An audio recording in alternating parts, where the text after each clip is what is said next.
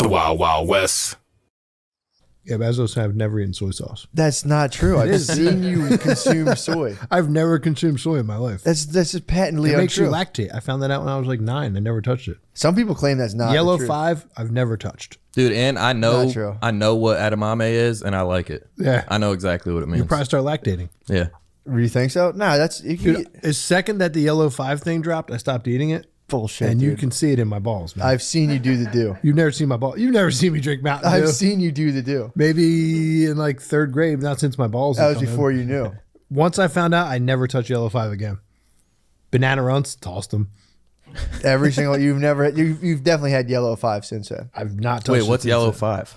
It's a food dye. So have you ever had cake at like a family party that was a sheet cake? Not as Bullshit. yellow 5. Seen you eat that too. I've seen you eat that too. You've had yellow 5, dude. I had soy sauce too. So I get tamari is just also soy sauce anyway. But Is the what? Tamari is like the gluten-free soy sauce. But it still has soy in it. It does. You're a heavy soy dude. Dude, what? No, why I'm you not. don't choose it. I used to avoid it, then I stopped because if you're as masked as me, it's not going to do anything. It's not going to affect I actually you. need it to kind of counterbalance. You're me. like Jones. I'm pretty masked, so I like it's doctor's orders. I You ever gotta get the take, spins from like too much tea running through you? all the time? Never. All the time, all the time, Too much tea?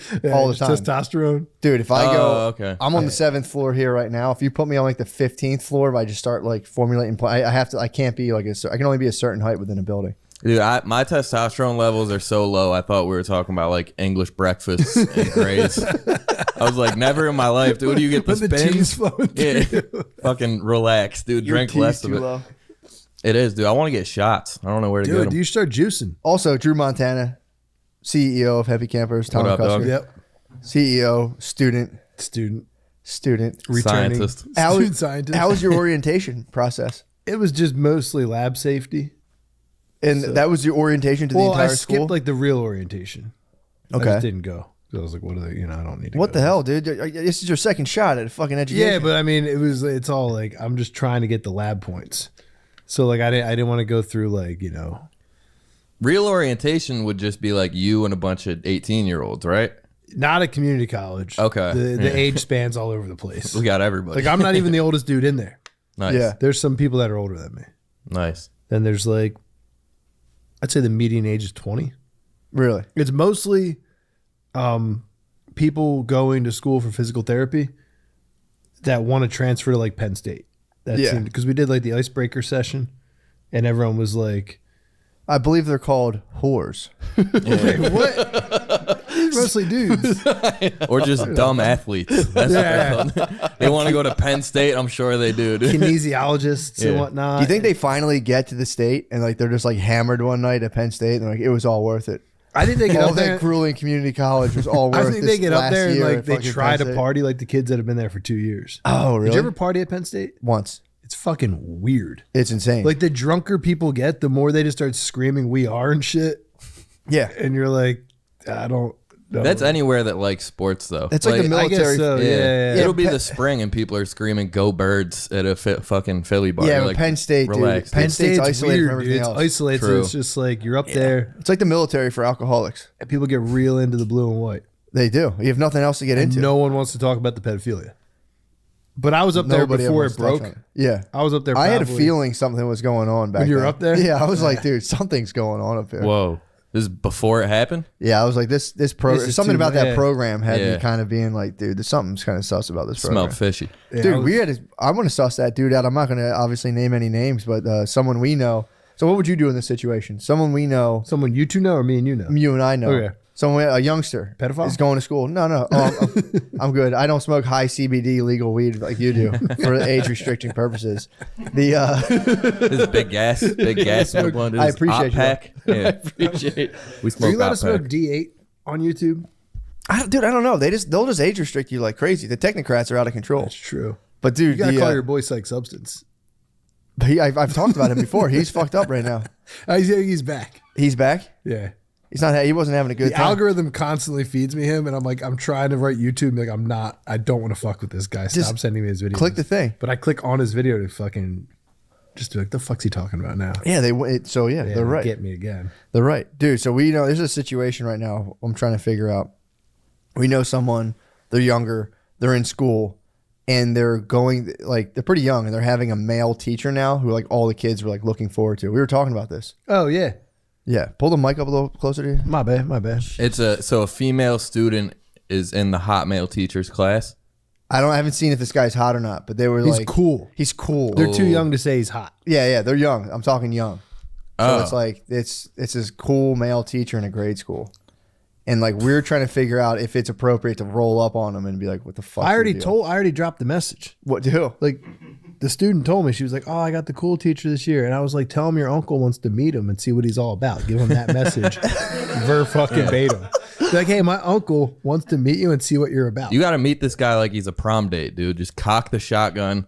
Be like, I'm what just the fuck gonna- are you teaching? No, him? it's more like it's just I wanted to have her tell him like, yo, my entire family thinks you're very sus. Like they genuinely want you to come. She's to a dinner. younger student. Very young. How old are we talking? We're talking like single dig. Yeah. Okay. Oh yeah. Super young. So I want her to be like, yo, invite him over for dinner, and all of us just grill him like, are you a fucking pedophile or what, dude? Like, what's your fucking deal? Yeah. What's your twist, dude? Maybe he's from another time, dude. He What do you might mean? just love I don't know. education. That was cool in the medieval times, dude. Maybe he's doing a period piece. I don't know. He's I don't trying know. to be cool, dude. I want Could him to come just to the love house. education. No one Yeah. loves education. Yeah, it's true. Yeah, who loves education is like, I'm I'm gonna saying go on the teach. off chance, but I'm not going to give him that benefit of the doubt. I'm gonna That's what I'm saying. I'm vigilant. pull up on him. I'm gonna James O'Keefe the school. I'm gonna Project Veritas, dude. Those videos are the fucking funniest shit. That's like they've completely infiltrated my algorithm. What, James O'Keefe? James Like O'Keefe. Project Veritas. He tricks dudes into thinking like a chick wants to fuck him. yeah, Every single- it's the it's the oldest same- trick in the book, dude. It is the oldest It's trick the in the book. oldest trick in Is the he book. like a YouTube pedophile hunter? No, that dude's No, cool. oh. The dude with the hand tats. He never Yeah. shows his Yeah, that face. dude fucking rules. I actually might connect him. I might give him a tip. Like, yo, there's a school. This guy's Tell him to shake fucking him down. sus as shit, dude. But yeah, James O'Keefe, he just sends in the honeypot. He sends in the honeypot and he gets these dudes, like just like dudes in like button down polo shirts, just fucking spill the beans. He gives them like 3 immediately. Coors Lights. Dude, And they'll be like, Pfizer, blah, blah, blah, blah, blah. you get one chick who's like, I mean, I want to see how hot these. I mean, I guess you don't want to give away the field operatives, but it's like, Right. dude, They're probably not that hot. He probably has like them dialed in where it's like, he is the master. he's like, he like sees who works at Google. Yeah, And then he's like, all right, go talk to him about Hunter's laptop. And he goes and finds a chick who he would be like, she's out of my league, but maybe true. 3 beers plus that equation. And he's like, Well, yeah, also- we censored the whole laptop. Those dudes always have like a modicum of like power within their sphere. So it does make sense to them. They're like, some girl wants to like hang and like chat. Oh, yeah. Because I don't know, do they come at them as reporters? No. They like, I think they get jobs there. What? I don't know. There's no way they would say that to a reporter. I don't know, man.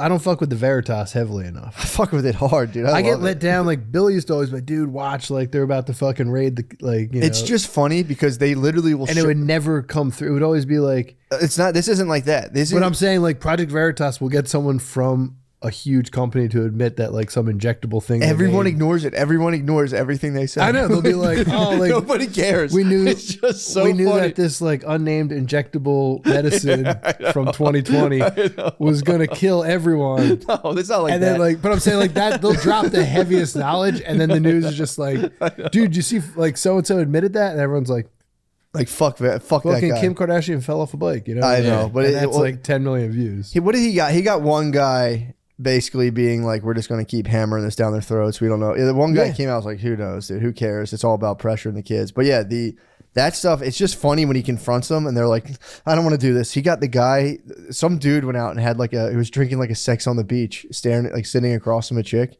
and was sitting there being like, yeah, we don't hire Catholics. He just said we don't. And he went to a restaurant the dude was at and was like, yo, what's good, dude? I'm James O'Keefe. You don't hire Catholics? That's against the law, bro. Article 2B5A56, Connecticut law. Dude, and the guy starts being like, I don't consent to this. And he's like, dude, I'm a reporter. He just stands there. He's like, I'm a reporter looking for the answers. And then he's The always cops like, obviously come. And he's like, you're arrested and a reporter? And they're like, dude, it's fucking stop. Dude. And he No, starts he sounds screaming. like the problem, dude. James O'Keefe Nah, is he's the problem. cool. Dude, he nailed this guy. There's a lot of entrapment going on here, dude. I mean, oh, it's entrapment at its finest. Yeah. It's like That's what- headhunters. This is my yeah, biggest but here's fear. the thing. These dudes are trying to be too cool for pussy, and they do deserve. It's like, bro, you're trying to be too cool for pussy. That's what I'm fired up about. Do they at least get some pussy? No, dude, it's a damn. full honeypot operation. Yeah, it's a full honeypot. It's a full honey. So these guys come out and just literally like fuck their careers up over like 2 drinks with like a probably kind of a hot chick. This guy, for some reason, they were talking. She was like, "Do you hire Catholics?" And he was like, "No, we don't hire them. We just throw their resumes away." He's like, "They're brainwashed." And then he came out. I was like, "Why don't you hire Catholics, dude? It's fucked up." Yeah, it's pretty tight. So they wouldn't hire Shia. Huh? They wouldn't hire Shia LaBeouf. Yeah, that's what I'm saying. You're telling me as a school teacher you wouldn't hire Shia LaBeouf. I can't wait to see him play P.O., dude. Okay, he's the best actor of our generation. Dude, he has me. I want to join AA. You should join AA, dude. I want to. I don't, but I'll get. You could get something, dude. What do you think? I mean, just go through your week and make a like journal, and then pick what vice you did the most. Join that. You know what I mean? That's true. But I get so jealous. So he did the talk with the bishop. That was pretty tight. Did you see his talk with the guy from The Walking Dead? Has a podcast. I didn't see it. His name's Shane. It's like that's a character from The Walking Dead. I never watched a single episode of that show. Is it good? Which one is Shane? Shane's the guy who like kind of goes wild, a bit of a mad dog. Okay. Don't want to give a spoiler, but he's the dude's like big time buddy who fucks his Oh wife. yeah. He Dude, I fucks the main fucking character. hate that guy. He's the worst in everything he's in. Well, I've only seen him in that, and yeah, he was a pretty bad. He did fuck that guy's wife. He stinks, dude. Is it a good movie? Is it worth watching? No. Walking Dead? Yeah. It's kind of fun, and then all of a sudden it becomes like a comic book. The first 15 episodes are good, and then the next 15 are the first 15 just in a different redo it. place. What are Yeah. they like killing zombies or something? That's I've never the gotten entire into show. it. Yeah. I was never into zombies, but you watch it, and it's Yeah. like it's pretty sick. When you watch, it's pretty fun, and then it just becomes like so fucking crazy. Once they killed the Asian guy, I was out. I was like, this is Like fucking... on principle. Yeah, dude. They just That's had no. Glenn, dude. Glenn was the man. Yeah, They I mean, just I'm hacked him big up. on like Asian representation in Hollywood. Yeah. and I like seeing like we need more cool alpha Asians and Yeah, I stuff. feel that. That's Yeah. something I see that fucking grinds my gears Yeah, dude. personally. Why is Jackie Chan not actually kicking zombie ass? That's the question. What do you mean? He could be in that movie or in that show. Isn't he dead? Jackie Chan? No way, dude. Who's thinking dead? of Bruce Brandon Lee's I hope dead. not. Yeah. You're thinking Bruce of Lee. Brandon Lee. Brandon? No, I think Bruce Lee. Bruce Lee and Brandon Lee are dead. His son died. His son died while filming The Crow. True. This might have been before your time. He got shot on set. He got shot on set. By who? Alec Baldwin. Damn, really? Same deal. It was like a loaded thing, but it was like, but his dad died on set too because a lighting rig fell on him. What? Bruce Lee got killed by a lighting rig that fell on him. Wait, no, really? I'm like 95% sure if we got fact checkers. I thought he had a heart attack, dude. What? I'm on it. No, Bruce Lee didn't have a heart attack. How would he have a heart attack? Yeah, He's he's like so fit. it's a martial artist. Brad heart Pitt was kicked his moving ass so in that fast, movie dude. though. Brad Pitt beat his ass. Did you watch the Hollywood movie Once Upon a Time in Hollywood?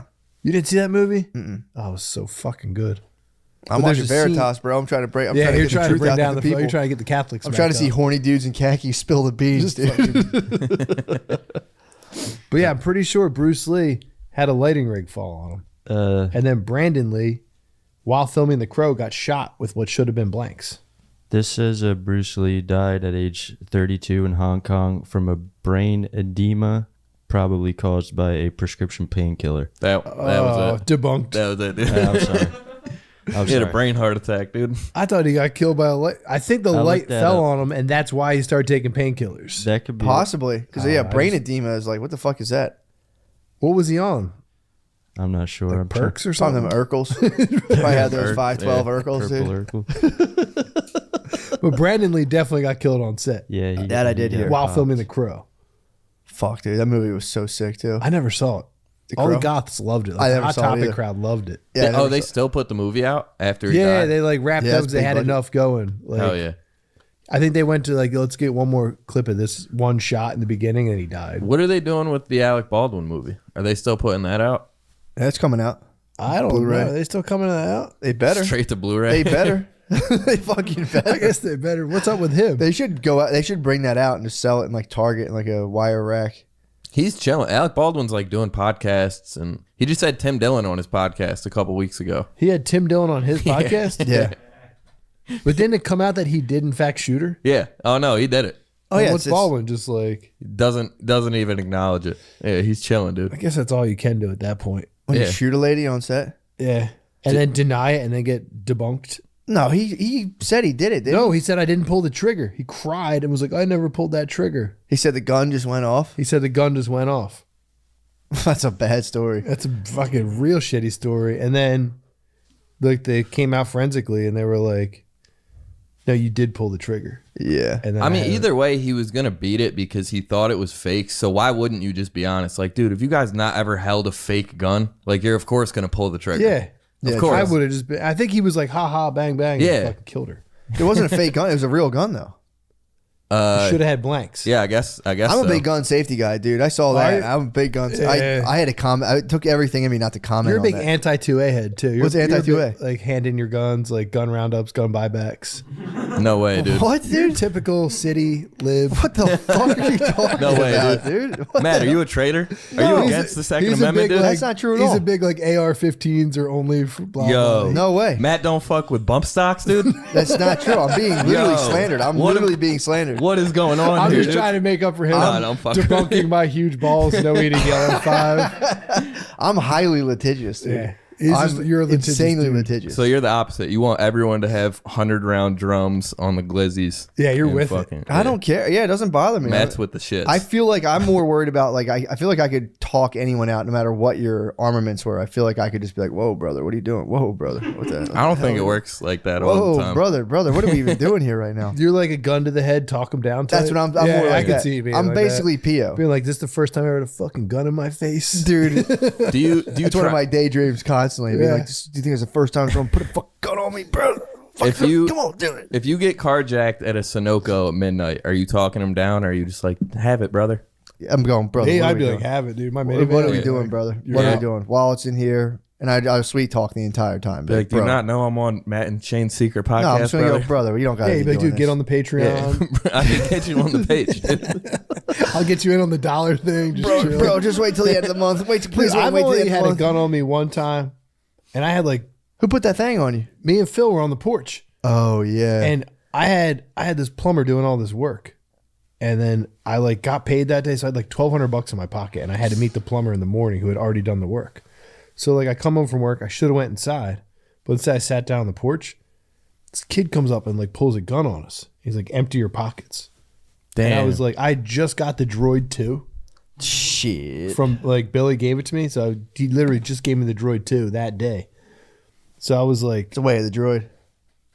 fuck, I can't give you this $1,200, bro. Like, it's already spent on some plumbing issue I had yesterday. Yeah. So I was like, dude, I got the Droid 2. You want that instead? I don't have anything in my pocket. And he was like, fuck yeah, give me the Droid 2. So I just tossed the Droid 2 to him and he split. You got Debo'd, dude. That sucks. But like, I still had my other phone. I was literally Kept the just, 1200. I was really, just, yeah, I had the 1,200 still in my pocket. Nice. He never took it, but I was just like looking at him like, oh man, I can go switch this at the Verizon store tomorrow. I'm like checking out the Droid 2. The dude pulled the gun out. So I was like, here, take the Droid 2. Did you ever have a heat on you? Once, dude, over a half ounce of weed. And I was like, you can have this. Who put the heat on you? This kid, he graduated from my high school, and then he was like still around. That's how I knew he was bad business, dude. yeah, you can't true. hang around with those dudes. Yeah. But he was like, yeah, I need a half ounce. And then we went up some stairs, and then when he got to the top of the stairs, he just turned around with it on him. And I was like 5 stairs away from the top, and I was like, you're good. Like, he already had the weed. So it He wasn't just like, didn't want to give you like the $80. Like, he could have just locked the door, and that would have been easier. You know what I mean? Like, Yeah, but he wanted to flash that thing on. yeah, And he's like, dude, this is my weed now. yeah. You're like, all right. Yeah, Yeah. there are dudes like that. There was a couple dudes who would do that to to high schoolers back in the day. Who were like, there was always one guy who would like pull a fucking like gun or a knife or something over like an eighth, and you're like, dude, Yeah. you'd have Dude, that. it was such a little amount that I wasn't like, even in the time, I wasn't scared he was going to shoot me. I was Yeah. just like, all right, you can, I'm not going to make this Like, an yeah, issue. what are you doing? Yeah, what are you doing? I'm not gonna chill with you anymore. Yeah. Yeah. I immediately called my boys and said that. I'm like, dude, that guy Chris is a dub, dude. We can't hang with him no more. He fucking pulled the thing on me. He's beat, dude. That is a beat move. That's such a Yeah. big move. I was beat, dude. He got me. He got you Checkmate. in the stairwell. Imagine if he murdered you over that. That Yeah. would have stunk. I would have fallen down 20 stairs, dude. That would have been worse than getting Yeah. shot. Just got godfathered for like 14 grams of weed. Yeah. It was probably short too. The bag was probably short. It was bad weed. Really? So, yeah. We were giving out Reggie back then for sure. It sucks. But yeah, I'm gonna join. I think I'm gonna join AA Are you? just for access to 6. Dude, if you watch the Shia LaBeouf with the guy from Walking Dead. It's Are they nothing- both AA heads? He's got to be. I don't know. The other guy, I can't say for sure. But like, dude, they're both going back and forth, and just the level of sayings is like, Dude, they have the best saying. it's fucking, dude. He's like, and out Shy's there. He's like, yeah, I'm on the beach. This guy's like, don't fucking bullshit me, dude. You can't. And he's like, you know, I'm putting on a performance. He's like, yeah, you can stop all that. And I'm Dude, just get the big book. the big book. Yeah. Yeah, but the slang you get from the It's dudes. all in it, I think. Nah, dude. He's like, yeah, but he had this guy gave him a tape. He listened to the tape. He got this, like, it was like this old Zen story. And he like came back in 2 days later. His like girlfriend broke up with him. He's like, usually I'd spaz, but this time I was just kind of like, whatever. So he listened to that like story. So he comes in, he's like, yo, this shit's fucking working. They're like, yo, you're pink clouding, bro. You're pink clouding. And I was like, What's that mean? This just means like you're just glad, like rosy. Oh. Pink clouding is when you're just kind of being like, yo, this is it. This is it. It's working. Yeah, I'm They're doing like, it. bro, Yeah, you're pink no, cloud. you're not there yet, dude. You haven't done a year. Yeah, Yeah, he had a work dude it. apparently went to him, was like, where you got to get rid of your cell phone. You got to dump. If you have a girlfriend, get rid of her. He's like, you can't do anything. And then within that, like talking to that dude, he joined a spiritual group on Zoom and then met the director of PO. The director of PO was like, bro, We're making this you movie. got to play PO. So Shia LaBeouf's completely sober now. Yeah. And was booze his problem? Yeah, I think it was definitely booze. You know, usually there's a little, I don't want to smite the man, but usually there's Yeah. some blow kicking around there. Yeah, but booze is like the main. It's a cornerstone. Yeah. But usually a lot of times with the alcohol enters the booze or enters the Coke. And then it's like, you can get power to drink. But yeah, dude, the interviews is them being like, it's really funny to watch. Him being like, just and he go to was a like, meeting. don't fucking bullshit me, brother. Just get a DUI I could. I mean, I could. and then go to meetings. I could just Or front. just go to a meeting. I might just front. And then anytime they have like, I can't talk, man. I Yeah, can't it's talk. like, no, you can share. Just be like, still counting days. Counting days is hot slang. What? It means you're like freshly sober. Count days? So I'm just counting days. Yeah, I'm still counting days. And you see people you know getting chipped and you're pumped. You're like, yo, you're getting chipped. Yeah, you know, dude. Yeah. I did it for like 90 days. You what? When I went to CBD Hab, I like had to sit in the rooms. Did you? I had to go to. Well, Did I you had work to- the program or did you fuck around? I fucked around. Oh, you got fake chips? Nah, so what I did was like, since like given my situation of like the first dude to ever go to rehab that didn't have a drug problem For CBD? for legit, like I sat down with the director and was like, dude, like I don't want to fuck with you. I know everyone tells you this. I really don't have a drug problem. It's like, sure. And she sure was you like, don't. I explained my situation and she was like, all right, just fucking go on the Zoom calls because this is like an insurance thing. Yeah. All right, cool. So I would just like every morning, I would like fire up the Zoom call and then just go about my day So you got a hot piss for CBD. for CBD. And then Happens. it like I went through a meeting with like the school board and stuff, and they were like, all right, dude, like, you know, we get it. I had like, you know, I was like, here's my license. I'm a hemp farmer. Here's what I Yeah, made. yeah. Here's the test that says there's THC in it. Here's the test that says it's legal. Here's your handbook. So the handbook for driving a bus said, use CBD only with extreme caution. Yeah. So I had Lyme disease and it was COVID. So we weren't driving buses. Yeah. So they called us all in. I think they were trying to like thin the herd because they literally had a meeting about how we might not go back to school for another 2 years. This was Yeah. like peak fucking Yeah. COVID-19. And then they were like, oh, everyone's getting drug tested today too. And I'd been taking like probably 60 milligrams of CBD twice a day Okay. because I was having like Hulk extreme dose. joint pain. Hulk like dose. 2 big doses just to like, because I could move. Yeah. And Has Lyme's that fucked up? oh, Lyme's is so fucked up. Really? It's a You know, there's a group of people trying to say Lyme's is like an actual like sick plug-in for your body and it like helps you out. I could see that. Why would I have no idea. There's people being like, no, it's actually like good for you. They're just coping because like you're fucked up for Yeah. a while. I've heard But, it's nasty, dude. it's- My bad to cut you off. Rob Cruz had a tick on his dick one time, and it buried itself in there. The guy that I do the podcast with. Shout out to so they had Rob. to get it out of his dick hole. No, he pulled it out, but Oh, and it was in his dick hole or in his dick? he pulled the. It was in his shaft, and he pulled the body out, and the head stayed in there. Did he get dick Lyme? I think he did, Did he dude. get a target on his dick? I don't know, dude. You'll have to ask him. I'll have to ask him, dude.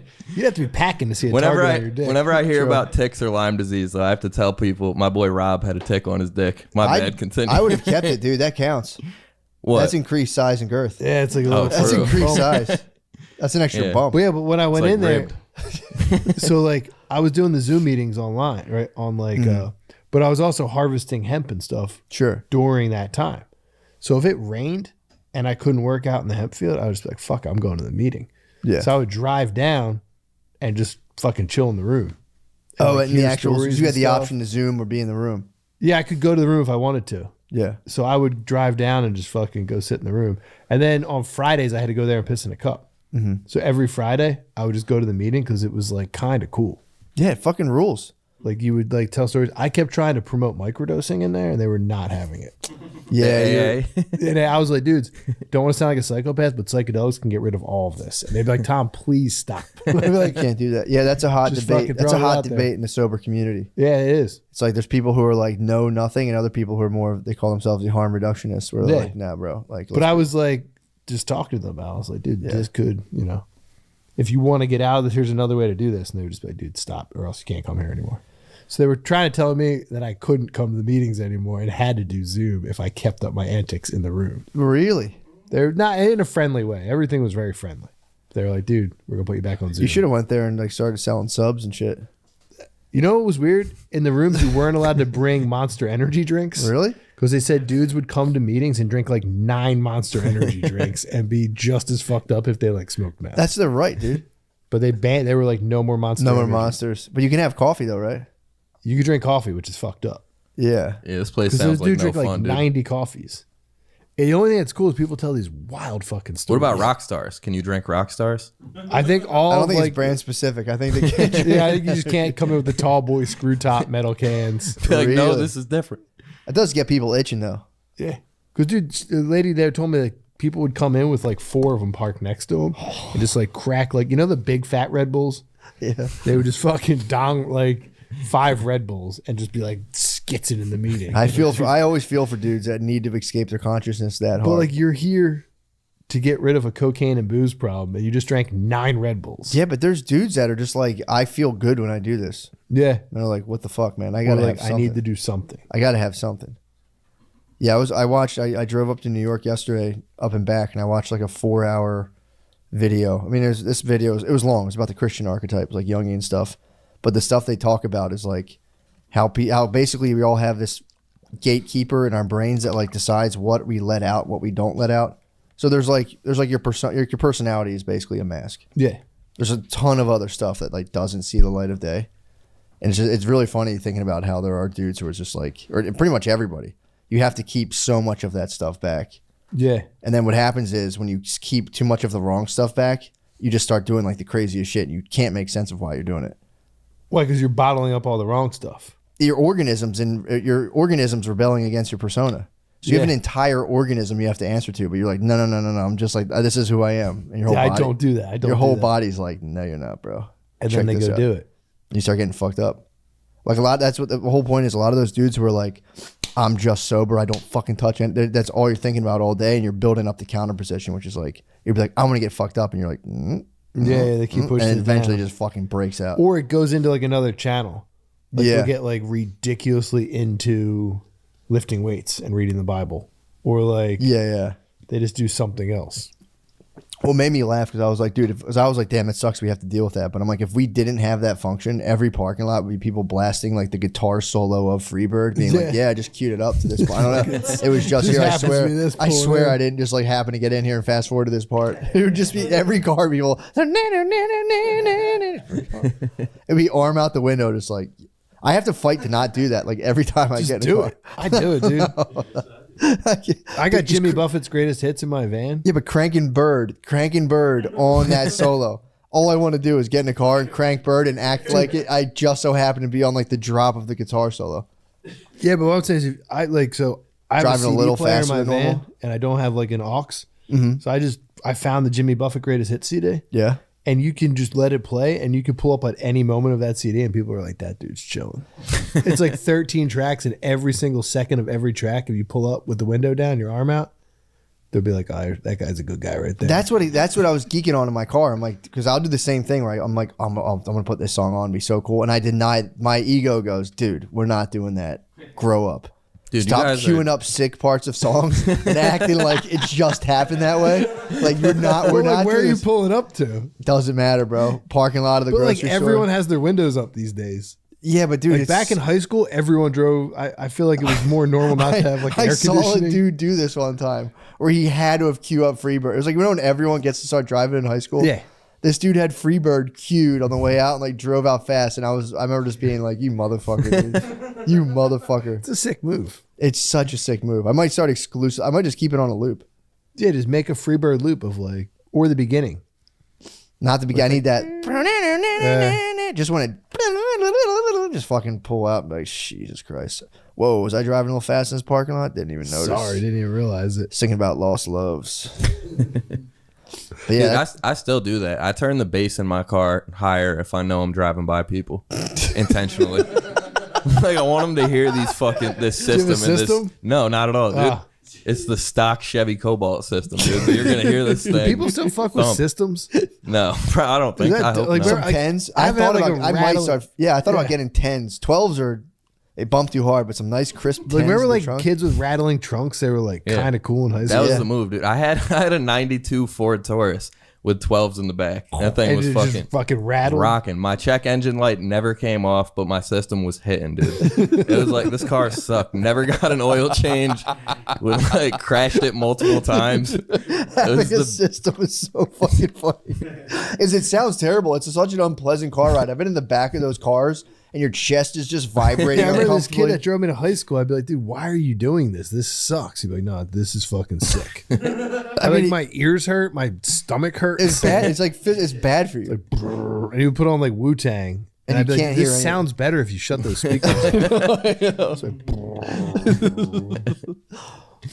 dude. Yeah. It was definitely the coolest thing you could do though. At Oh, it like was- 17 years old, Oh yeah, pull up. Yeah. The systems. just being like the Burger King parking lot, just fucking cranking it, dude. It's funny in high school, does dude, because rule. like that would be the coolest thing for like one group, and then another group would have the other coolest thing. So you'd see the whole high school parking lot just filled with like some dudes like burning J's and like listening to Fish, and then like dudes bumping their systems, and Yeah. like you'd be like, "What?" Which like it was just everyone was doing the coolest thing for their subsect of high school group. Yeah, now everyone's Windows up NPR, dude. It's bullshit. What are high school groups like? If you're in high school, what are your options now? How the fuck would I Fucking- know, bro? They, What? I'm not a fucking I pedo. don't know, I thought you said you worked in high schools for a little while. Dude, that was I did. you worked in high schools for a while. I'm not saying you're a pedo, dude. Damn. dude, high did. schoolers are That's your fucking. That's that shit getting out, dude. Oh, dude, my shadow. That's the shadow. That's the ped shadow. That's the shadow. they're listening to pods, dude. But I'm saying Kids like, are Funny, or are you projecting your ped shadow onto me? I have no ped shadow, dude. What a strong ego. What? No, I'm saying, what are your options now? Like when I was in high school. you I could mean, be- I was in an all black high school, so it was like when I was working there. So it was like, it's not like I mean there is like obviously there's kind of like a diversity within that, but it was yeah, like more Joe or less, Biden. huh? I said it's like a Joe Biden comment. What do you mean? That all blacks vote the same. They do the same No, stuff. I'm saying there's diversity, but for me it was more subtle than like if I'm in a Oh, white high yeah, school, I'm like yeah, you those are could pick it stoners, these out. are this, because Yeah, it's yeah. like there's a different relationship to weed. Like white kids, I've always noticed this when I was younger. White kids and black kids typically have a different relationship to weed, whereas like I feel like white dudes get into it more, by and Yeah. large. I'm making broad strokes. They make it more of their identity. I'm making broad strokes. No, yeah, you're not wrong. white dudes make it more of their identity, and black dudes just kind of like smoke weed and like, Yeah. just fucking do Black stuff. dudes are always like, "Why are you pulling the bong out? It's unnecessary. Why you got that thing?" True. Yeah. They're not about that. When I pull that thing out, you pull that thing out on them. It's definitely like. I packed that thing too. You know what I mean? Dude, yeah. But yeah, so it was like, I mean, it was really there. It was more like anime dudes than like just like actual like nerds. Then you had just like a lot of like cool dudes. There's like a bigger contingent of like cool kids. Yeah. So it wasn't really as for me. It was like, you know, obviously there's like people play sports, people who don't, but it wasn't as like when I was in high school. I guess too if I went there and was like peers. Yeah, I'd you be would able know to- the layers. But when I saw it was more just like anime dudes, cool dudes, and then Any like, hot just kids? hard nerds. So what? Any hot kids? Say what? Say what? Bro, I was in a trusted was a position. test, dude. It was a I test. was in a trusted position. That I mean, is dude, so fucked, dude. I got all my background checks. You're back. Are you clear? Clear as a bell. Me too. I did feel sick. One time I had to get my FBI clearance, and I got a smudge on my record. Nothing. Wait, None of for those what? bad charges. Just trespassing at Grotto's Pizza in Wilmington, Delaware. Oh, damn. So when they came back, the employer was like, they didn't say what it was. Like, you did have a check, but you're clear for all like the bad shit. And I was like, yeah. But you never got one of those checks to work. Did you have to get a check to work in the school? Yeah, hell yeah, I was dude. just checking. Dude, when I worked as a TA for a year or like half a year, and then summertime came, and then they fired everybody because I was planning on going back the next year, but they got rid of everyone. That it was like a third party that put us there, but 2 of the people that I worked with fucked kids. Yeah, Like fucked kids. It came up. like they got caught fucking kids or like messing around. I don't know if they fucked kids, but they were messing around with kids. I think like with clean. kids, it's like as soon as you kiss a kid, you're good. Yeah, they did enough, dude. That is a law. You were a TA. What grades were these? High school. So I was with like seniors. I don't know exactly what happened. How or, old were like, you? I was 23 at the time. And then other kids your age were banging them, or it was like older ones? I think it was older ones. It was 1 male with a female student and 1 female with a male student. Together? No. And you didn't call me? No. That's sick. Yeah, That's dude. fucked up. Yeah. Bad stuff. That is pretty crazy, man. I would be there, and like, cause I was more there as like a counselor, so I was like sitting there like dealing with like kids like emotional stuff, and I'm like, dude, there are guys that like work that into basically an like a sexual interaction. It's like, God, what a demon, dude, what a demon. Yeah. It's just like those, especially like the priests that would find like wayward youth and then fuck them. It's That like, was dude, what they did for years. You can't just jerk off, dude. Yeah. No. They just not be into that. Just to see like a teenager like going through it, especially when you're like, you deal with them sometimes, to be like, I don't know how to break this to you, bro. Like, this is not going to get better for a long time because you're a kid and you're like in the care of people who are just completely fucking up. Yeah, you're like, And then to be like, to be like, I'm gonna fuck this person. It's like, dude, that's it's like some kid comes, he's like, my dad's always drinking. You're like, I might get my dick. that's crazy, dude. It's like the same thing, you know, like when it, like, Yeah, like you have to spit that G too. So you'd be like, yeah, I'm not much of a drinker myself. but you know, like when you're, when you're like younger and you're like, some girl comes to you like and you're working with her, she's like, my boyfriend's such a dick. Like it was our anniversary, and you're like a bell goes off, and you're like, I might fucking bang this.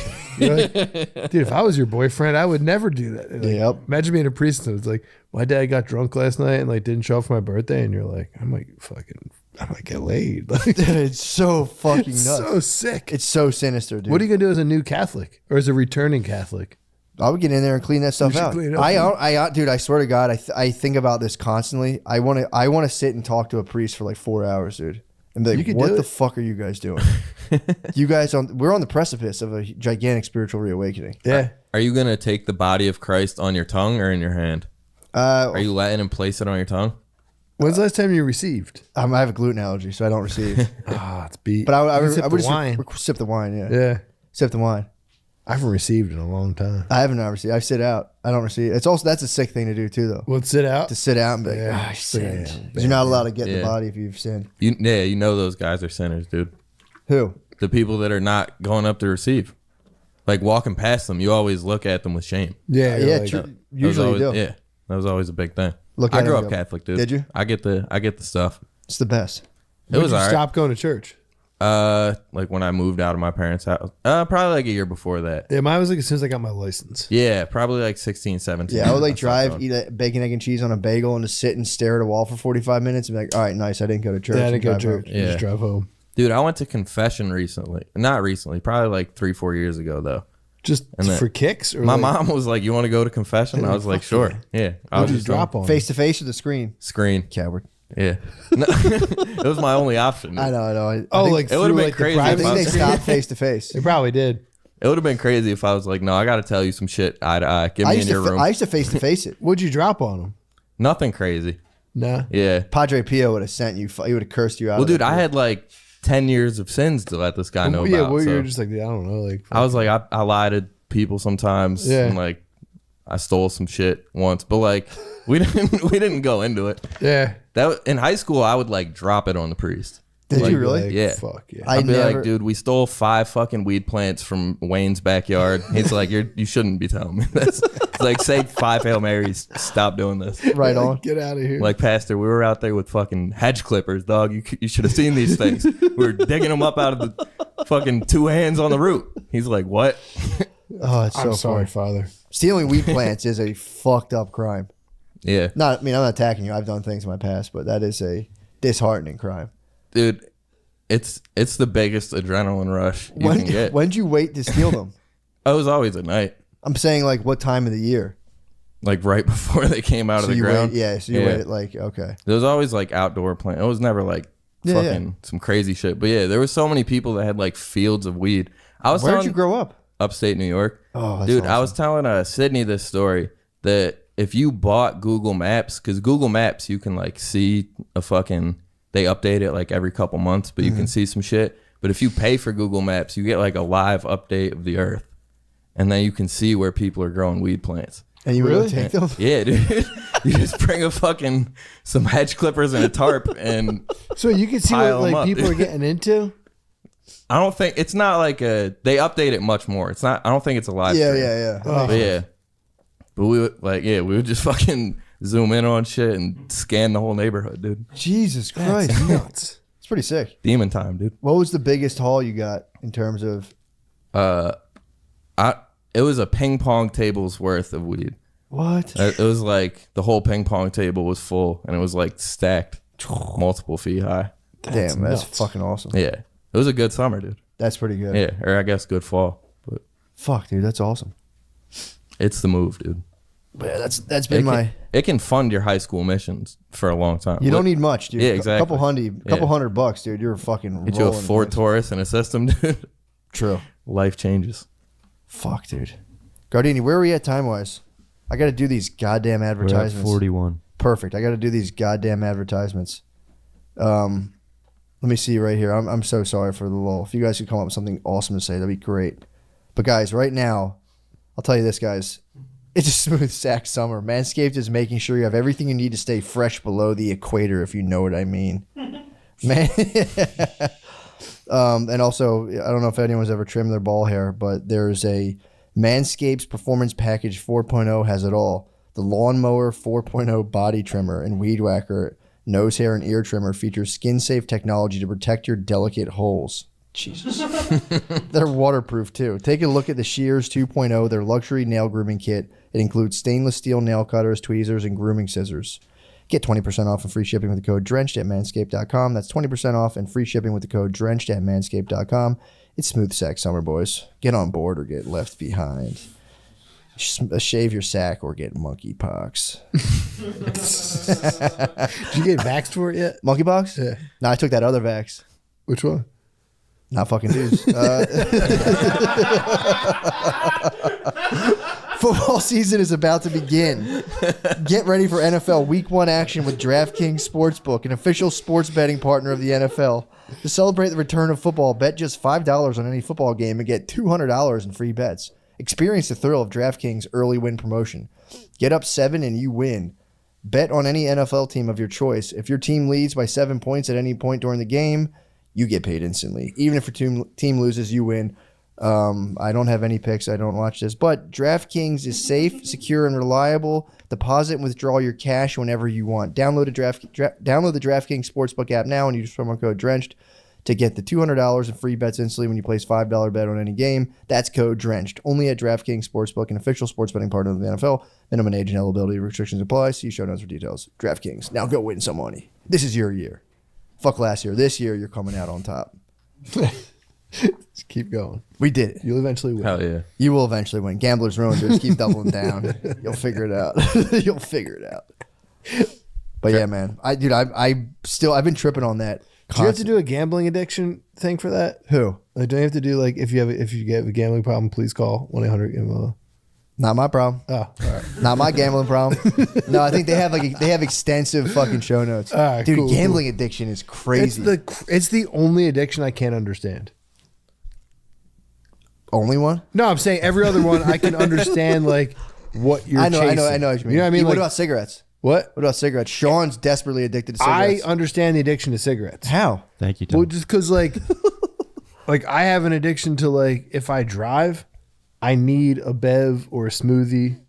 I You have an can't oral just fixation. drive a You have an car. oral fixation. I do, right? I also need like something to like fuck with if I'm sitting somewhere. Yeah. So it could be like this bowl or like even this thing. I picked this thing up and fucked with it a little. Yeah. So cigarettes kind of give you that moment. That's why I smoke blunts so much, because like I like rolling them more than I like smoking. I'm with you on that. Like, Yeah. I just told you I just rolled like 100 joints last week, and I don't even really want to smoke them. But I love rolling joints. Yeah, it's a good time. But I love cigs, having a ton of joints. it's true. Having a ton of pre-rolls at your disposal really is so nice. fucking sick. But I don't ever smoke them. Like Yeah, I just, that's true. But although going to a wedding though, it's nice to have like having had like a couple of joints on you at a wedding. Yeah, Nice to it's pop always out. nice to roll up with like. I mean, I'm 10 purely in joints. the future right now, dude. That's nuts. What's that? 5-MeO DMT. Obviously, it's obviously. No, but I'm smoking saying toad right gambling is the only like when I see dudes like geeked on fucking heroin, I'm like that probably feels good. I understand why you're addicted, and you'll get sick if you don't do it. But when I see Winning dudes, money feels good. yeah, but when I see dudes that like start to like get on like thin ice financially, Yeah. the first time, like let's say it's like, oh, I lost my paycheck, I'd be like, I'm not going to the casino anymore.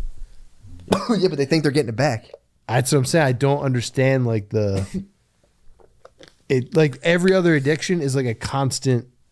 You're trading it for an immediate gratification. Yeah, but they're for the gambler, from what I've heard, they're chasing that flow state.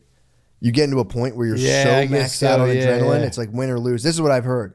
Win or lose is just like you get to a point where you're just in a pure flow, like a completely unthinking state, just sliding the chips across the table. Yeah, I guess And it it's shuts your brain off. Lose, win, lose, win, lose, win, and you just kind of get into it where you're just like, this feeling of like adrenalized And that feeling flow. of like it's coming. Like Yeah, exactly. You lose Yeah, yourself. And all dude, like when you win, it's like if you're like betting on sports, like it's just one of those things where I think part of it too is being like, because when I like never got hard into gambling. The first times I went to a casino, I won like every single time, and I started like instantly being like, dude, I might just have like luck's a real thing. Like luck's a thing people will start to like believe in. Yeah, all And they'll be right. like, I might have luck, and they'll start getting into that and like they bet on the game. Like, yo, I might just know what happens in the future.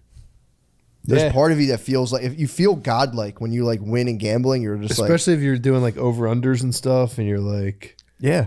I guess so. I mean, if you put like a bunch of money on red and it lands red, there's like the universe. It's like the universe gives you a sign. Maybe Yeah. I'm just fucked up, but I would Yeah. do it and just be like, "Fuck, dude, fuck. How Yeah. far can I take? I'm this, going to get dude? pussy tonight. Today's my Yeah. day." I'm like, dude, I'm good at this. all right, now I understand all You addictions. get a big payoff. Yeah, gambling's like a serious body load. yeah, I get Like it. when yeah. I was up like $1,300 in craps one time. And you're just was fucking- just like, and you start losing it. And you're like, it's pure Schmeagol, dude. You're just like, yeah, no, it's crazy. I guess I've only gambled like twice. But yeah, true. But I don't have I'm so quick to walk off the table. If Yeah, I'm up that's two- how, if like I'm I up lost like 200, $100. I'm I'm like, I'm out of here. Yeah, Yeah. I was up 1,300 and lost like I think like 5 or 6 of it really quick, and I was like, that's outta it. here. Yeah, okay, I'm pocketing yeah. the 600 and rolling. So Yeah. When I hit triple digits, I'm out of there. I'll usually bet like $20, and if it goes like it's You get like done, $170. You're like, Yeah, I'm out of there for peace sure. out. Yeah. Yeah. I think I'll usually go to a casino with like $40-$50, and then I guess I drink just- for free. Drinking for free is the move. I guess what I don't understand is like dudes that like lose their house and shit.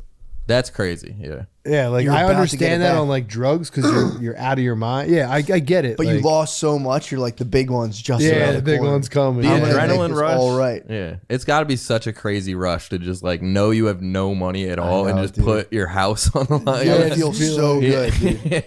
If like I'm just gonna win your this kid's back. college fund. If Yeah, you saved up a college, that's the one I always hear about, like gambling away the kid's college fund, and just being like, come on, you couldn't be any more charged up than that. Just watching those ponies run, dude. yeah, you just lose it. Your I daughter might get can't go to into it, Penn actually. State and get blacked out and have sex with a bunch of dudes now.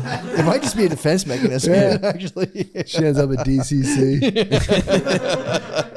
Teach Teach her a trade. Fuck it. Yeah, True. teach her how to weld. Yeah.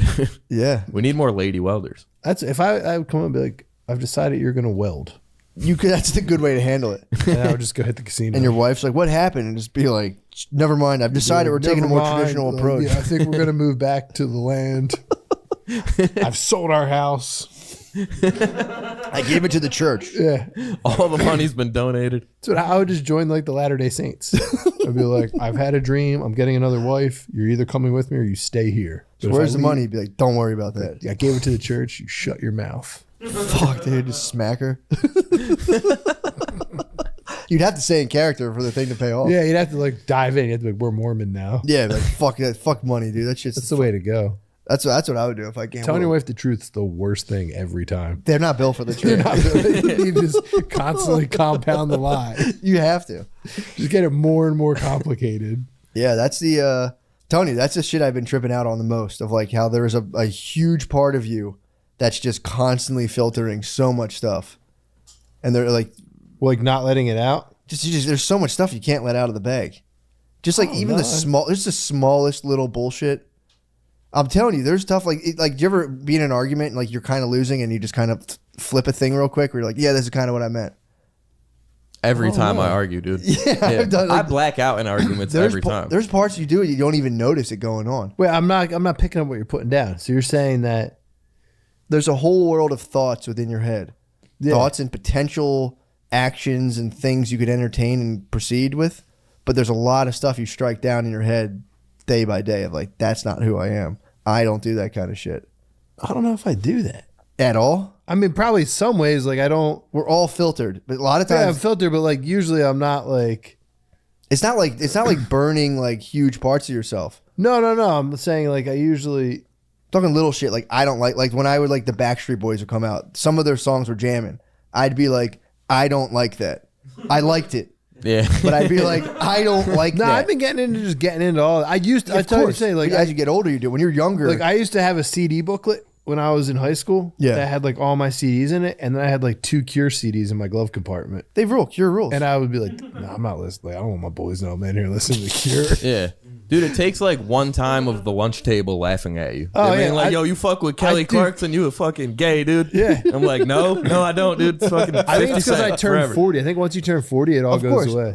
that doesn't Yeah. all go away. That's Like you're just kind of like, this is fucking cool, right? It- Like, a lot of it. you're so far from cool at that point that True. you're just swimming in A the lot of it ocean. melts off. I was laughing like because when I'm like, especially when you're younger, I Oh, when you're younger, it's all day, every day. That's what I'm talking about. Oh, okay. So you have like I thought you were telling me like you're still like No. turning your T-shirt inside out because you don't want anyone to know that you like. no, worked. it's not like that. But there's like Like you're at the gym, like fuck, I'm wearing these fucking corny sneakers and like my boys. no, are here. I'm just saying there can be like entire life paths and all this. You have to do it. I'm not saying it's a bad thing. You have to self limit. Oh But yeah, I'm you saying have to when- like zero in. Yeah, when I was younger, I remember being like, I'm a serious businessman and I love business. I just made up this story about myself and my whole body. I remember this. My I was whole like body. older than you, and I was like, dude, Matt's tripping. Yeah, I was like, Matt got a convinced- white Hyundai. Because I was a realtor. I was like, dude's like 19. He's gonna buy a house off a 19-year-old. I leased a fucking. I became a realtor. I was like, Yeah. I'm a legitimate businessman, and I love business, and I'm going to make $100,000 a year, and my life is going to be perfect. You That got was pyramid schemed.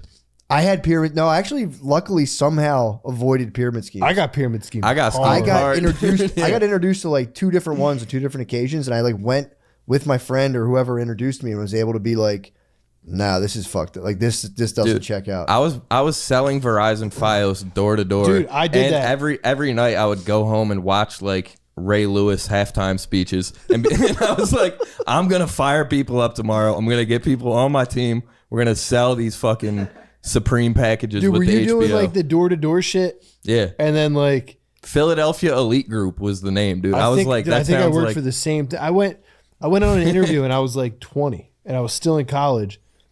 And like they sat me down, they're like, "Dude, you're still in college. We would kind of prefer you to have a degree, but you got something, man. So we're gonna put you on the team." They saw something in you. Dude, I went back to my girlfriend at the time and was like, "Yo, I'm probably dropping out of Drexel, and like we should just get a house somewhere." I was like, "Probably stop taking Yeah. your birth control." Like, I'm about to make like 200 grand a year. Remember, they literally told me on an interview you can make between 50 and 125 grand your first year. Yeah. And I was like, holy, So, I'm dude, getting the 125. I man. went for my first day. That's my right? plan. Zero wasn't a thing. I'm definitely not going to make no money. I went into the first day and I was like, wait, we're just knocking on people's doors and scamming them out of their, like it was, you were selling Verizon, but it turned into something else after 3 months and like their bill went through the roof. Yeah. Well, there's also these things. I forget what they're called, like a switch. It's like a thing where you just switch their plan. You're like, I'm going to give you Verizon, but it's going to say it's same plan, but you're going to save $50 a month. It's just, and That's then what it like, was. And then it like switches. Yeah. And It then switches. So I went on my first day and I just like shadowed this guy. Yeah. Then my second day, we went up to like 34th and Haverford and we like split up. And I went into this like weird TV repair store. And the guy was like, "What are you here for?" And I was like, "Yeah, I'm here to talk about your Verizon bill." And he like came up to me and like didn't grab me, but like cornered me and was like, "Dude, come in here again and I'll fucking break your nose. Like this is a scam." I was like, "Dude, I was like, dude, they told me I make 100 grand a year." I was like, "Dude, you're the golden child." so I was like, "Dude, I'm so sorry. Like they told me I make 100 grand a year. I have no idea what I'm doing." It's just like, "Dude, how old are you?" I was like, 19. He's like, fucking go home. Don't work for these jerk offs. So I literally just walked home because I was right near my house and left the other dude. Damn. Like, I never went again. Thank God for that guy. It was like my second call. I like rolled in. I think I went into the first one and like bought a soda and came back out and like, what'd they say? And I was like, they said the manager will be back after lunch. And then he's like, all right, I'm going to go in here. You go in there. And like, that's where the dude jacked me up. And I was just like, dude, I hear you. I swear I'm going to quit right now.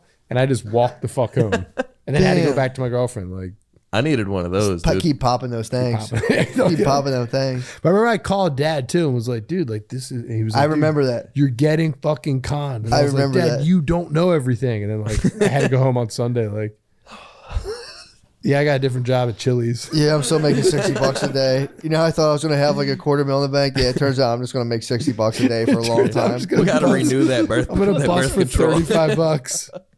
Yeah, I was like, yeah, we're probably going to get married now. Like, Yeah, that's what Sorry, happened to babe. me. I fully was like, I'm a realtor.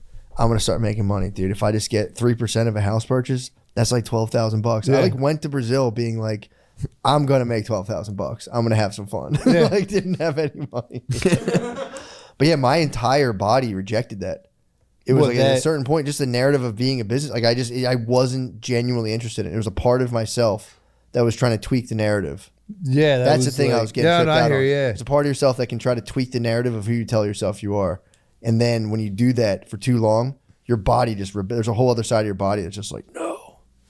Yeah, I did that one, like in the beginning of a relationship one time. I was like, I mean, that's every I'm beginning. done yeah. tripping. I'm done smoking weed. I'm done saying bad words. I'm going to be a good boy and I'm going to date this. Because like we went on like one date and I was like, this is not going to work out. I remember that. But I was like, nah, you know what? This is my time to fucking grow up. So like, no more smoking dope, no more tripping, no more anything. I'm going to be a good boy and we're going to fucking make this work. And I'll then be like the sexual pervert. after like 9 months, it was just like, wow. Like I just doubled back. And then when we broke up, I went off the fucking rails. You for, went like, a against the year. organism. It's true. I hear what you're saying now. That's the whole thing. When you try Yeah. to build too much of a one-sided perspective, Yeah. you're outside of your conscious awareness. You're building the absolute opposite of that. And that is just all the times you go, no, I'm not going to do that right. And it just goes whoop, in a little bucket. No, I'm not going to. It goes whoop, in a little bucket, little bucket. And then it adds up. And then that starts to steer your decision-making from the shadows where you're like, I could probably go into a wishy-washy. You're like, I'll just get a massage. And you'll literally You start making suds. you'll still be like, I'm the good dude, and you'll be acting from almost unconsciously from a network of just rejected thoughts and You self-concept. start making suds. What do you mean? Seemingly unimportant decisions. It's like I'm just gonna I'm just gonna go this way. Seemingly unimportant. I learned that from. I gotta add it. I I learned gotta that get from AA. Pervert Park. No, that's from Pervert Park. Pervert Park. The guy was like, like I want to go to that AA. dude, go to the fucking pet AA. Did you watch Pervert Park? Yeah, What's Did you that? watch On? Pervert No, Park? I've heard of it. What's it on? the It's on saddest- Netflix. It's the toughest watch. It's one of like 3 things that I've had to shut off.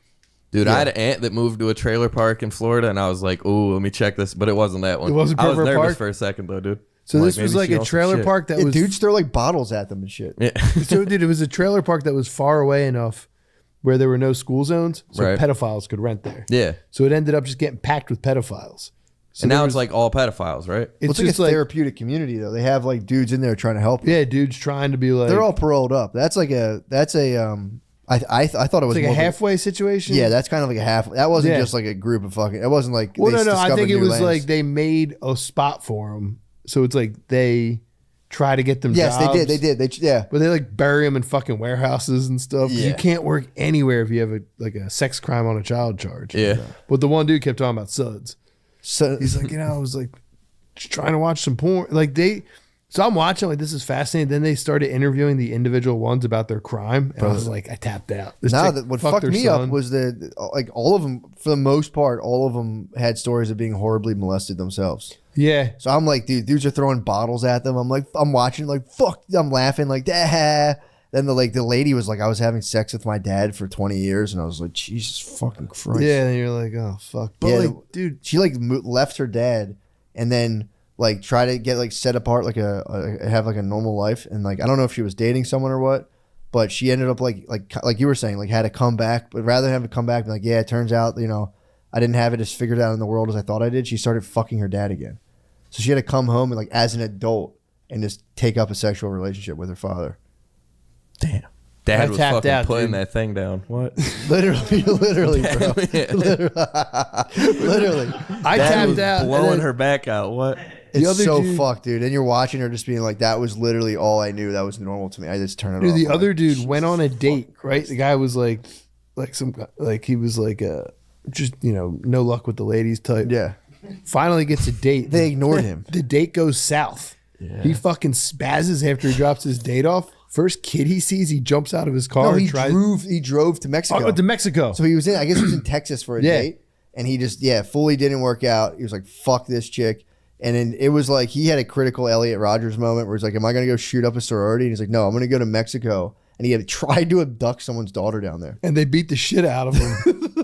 This is on the documentary. Yeah, he's talking. He's like, dude, I fucked up, But yeah, he's acting like all these other people have these like stories like, oh man, that's fucked. Well, no, You hear the that dude guy, with the you're like, suds fuck that guy. said he was like, yeah, like I was watching porno tapes and my niece and her friends, they were all in the next room having a sleepover. Yeah, it was- they're suds. Like I didn't think of it at the time, but I Yeah. knew what I was setting up. I knew they were walking in. Is that, so wait, the kid in Mexico is a sud. Suds. No, the suds. That was the a dude very important who would decision. He was decide- kidnapping a child and trying to bring him into the The country. dude making suds was like watching porn with his door open, like while his niece and nephew were in the other room. Yeah. and he knew that they had to like come through to get a bath. Also, towel. pretty important. That's an not a important son at decision, all. yeah. But he acted like it was like, oh, yeah, I'll just. I watch the see. He porn. was bit by bit in it. Yeah, he was just like That guy could have been like, Like I'm just out here to suds, check on kids. suds are like fucking Crocs on or not. You know what I mean? Yeah, like, that's a real sud. Like jerking off in front of your niece is not. It's it. It's not a sud. That's a That's life. HUDs, dude. It's a But life. he tried to play off high, as a sud. high alert precision something. Or like taking the route that cuts through the playground.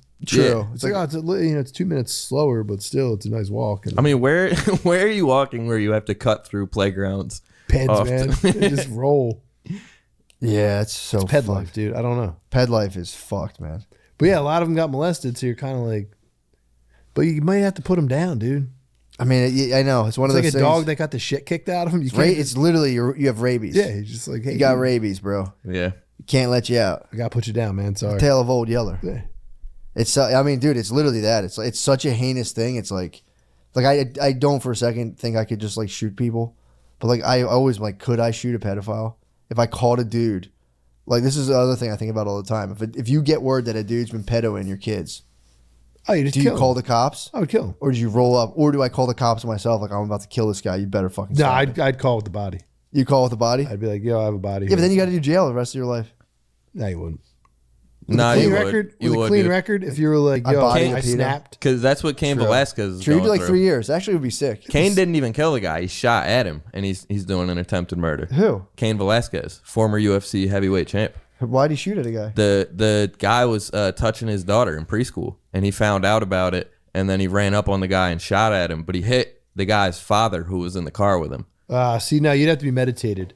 Like you'd have to like roll up, know where he Yeah. is, watch him for a couple days. That's gotta crime. know. That's crime of passion. Yeah, that's Did his dad die? no, he's fine. But yeah, also don't be rolling around with your kid when he fucks kids. You know what I Imagine mean? like your dad True. gets shot. You're like, yo, dad, can you give me a quick lift? And then your dad gets shot. And he's like, what the fuck? And he's like, because you're a fucking pedophile. He had no idea. Or it's like when you Dad. can't hang out with drug dealers, like, yo, they might have enemies. Yeah, Yeah. it's like you're hanging with pedos. It's like, yo, the block is so hot right now. Like, imagine your dad gets shot and you like look at the guy and you're like, I fucked his daughter. Oh, fuck. It's fucked, dude. It's deep shame. But Not anyway, good, dude. let's go to the page. Now that we're on this do it. high note, let's hit the page. Yeah.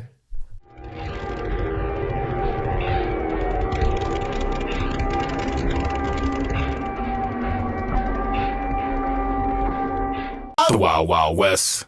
We're live. Sagar, thank you, dude. Thank you for coming. Thank you for having me. I like your Obviously. setup. Thank you, it's man. Fun, yeah. Thank you. It's Since I'm in politics, I kind of think I. That's what I'm saying. I vibe with the set more. I think. I think it's a good look for you too, dude. I think you look good on that. Really? There's something See, about now I feel really self-conscious. I should have worn my suit. The only reason I didn't is because I'm going out after this. I'm like going to be about the For town. sure, yeah. You don't want to be walking around Austin, Texas. In a just suit. sweating. in I a did suit. it yesterday after Lex Friedman's podcast, and I was getting a lot of looks. You guys both Uh, wore suits? Yes, we both wore suits. That's right. That's kinda Yeah, nice. But his is the black suit. His is different. He has Yeah. like a uniform. He does. And I like to change it up. He's like an alien fighter. Yeah. He dresses like Will Smith from Men in Black. Yes, exactly.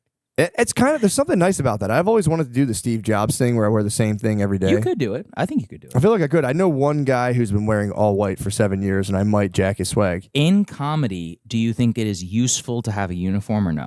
Because I noticed that comedians have been getting very like fashion forward. Yeah. And sometimes I'll go to a set and I'll be like, honestly, what he's wearing is kind of distracting me right now. Yeah, I don't understand why. I mean, I have like a loose uniform. It's just jeans, usually these sneakers, and I just switch a plain colored t-shirt. That's fine. See, that's not just, that's like, that's comfortable. I could see that working. But sometimes I'll see these guys in like crazy ass Gucci stuff. I'm like, dude, I'm blinded by you right now. I can't even hear what you're saying. I never understood that too, because it's like, dude, you're supposed to be making people laugh. Yeah, you tell me. I don't know. It's your profession. I don't know what it is. I see people go way fashion forward on the stage, and I'm kind of like, dude, it's just like a distraction. Totally. And nobody cares. Nobody cares. I totally agree. It's like nobody cares. Your job here is to play the fool. Like you're trying to dress like a cool guy. It's like I think it detracts. I'm with you, man. I think it detracts. If I ever wear anything that is remotely eye catching, I'll think about it on stage the entire time. Really? I can't. Yeah, it took me forever to. This is my Oura ring. It's just for tracking my biometrics. Took me forever. I would meet every person I met. I'd be like, I'm usually not a 2-ring guy. You're the only Oura ring person I know who's a guy. I know. It's all well, they track their periods. I know. That's why every woman I know is like they're obsessed with period tracking. So how does it feel to be a guy wearing an Oura ring? Well, what do you even get out of the Me Oura and Nick Sachs from 311. I'm not the only guy. The guy from 311 wears the Oura ring too. But real men wear whoop straps. Whoop straps are cool. But here's the thing: sleeping with something on my wrist, I get it to track my sleep.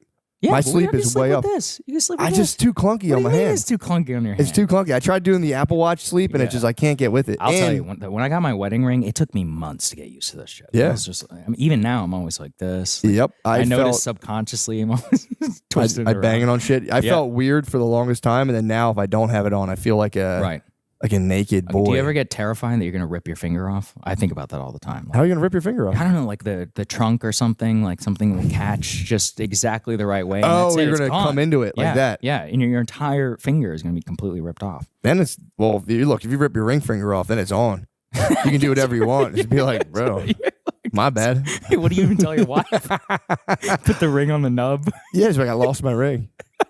You just cheat on her all the time because you don't have a ring finger. Like, babe, I don't have a ring finger. It's gone. Our vows are over. Yeah, if you lose that finger, you're a batch. You're a bachelor. Good. I like that. Wait, you remember those rules in the 2000s?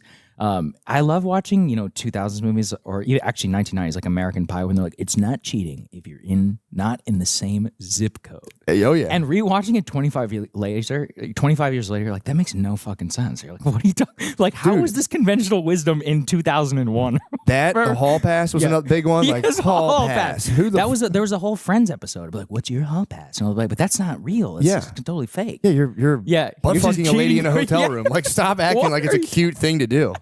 Yeah, I was literally just thinking about hall passes yesterday. I was like, they try to push that for a little bit. Like, it was a huge hall pass. 2000s trope, as if all relationships functioned on if you're not in separate area codes, you're not married or you're engaged.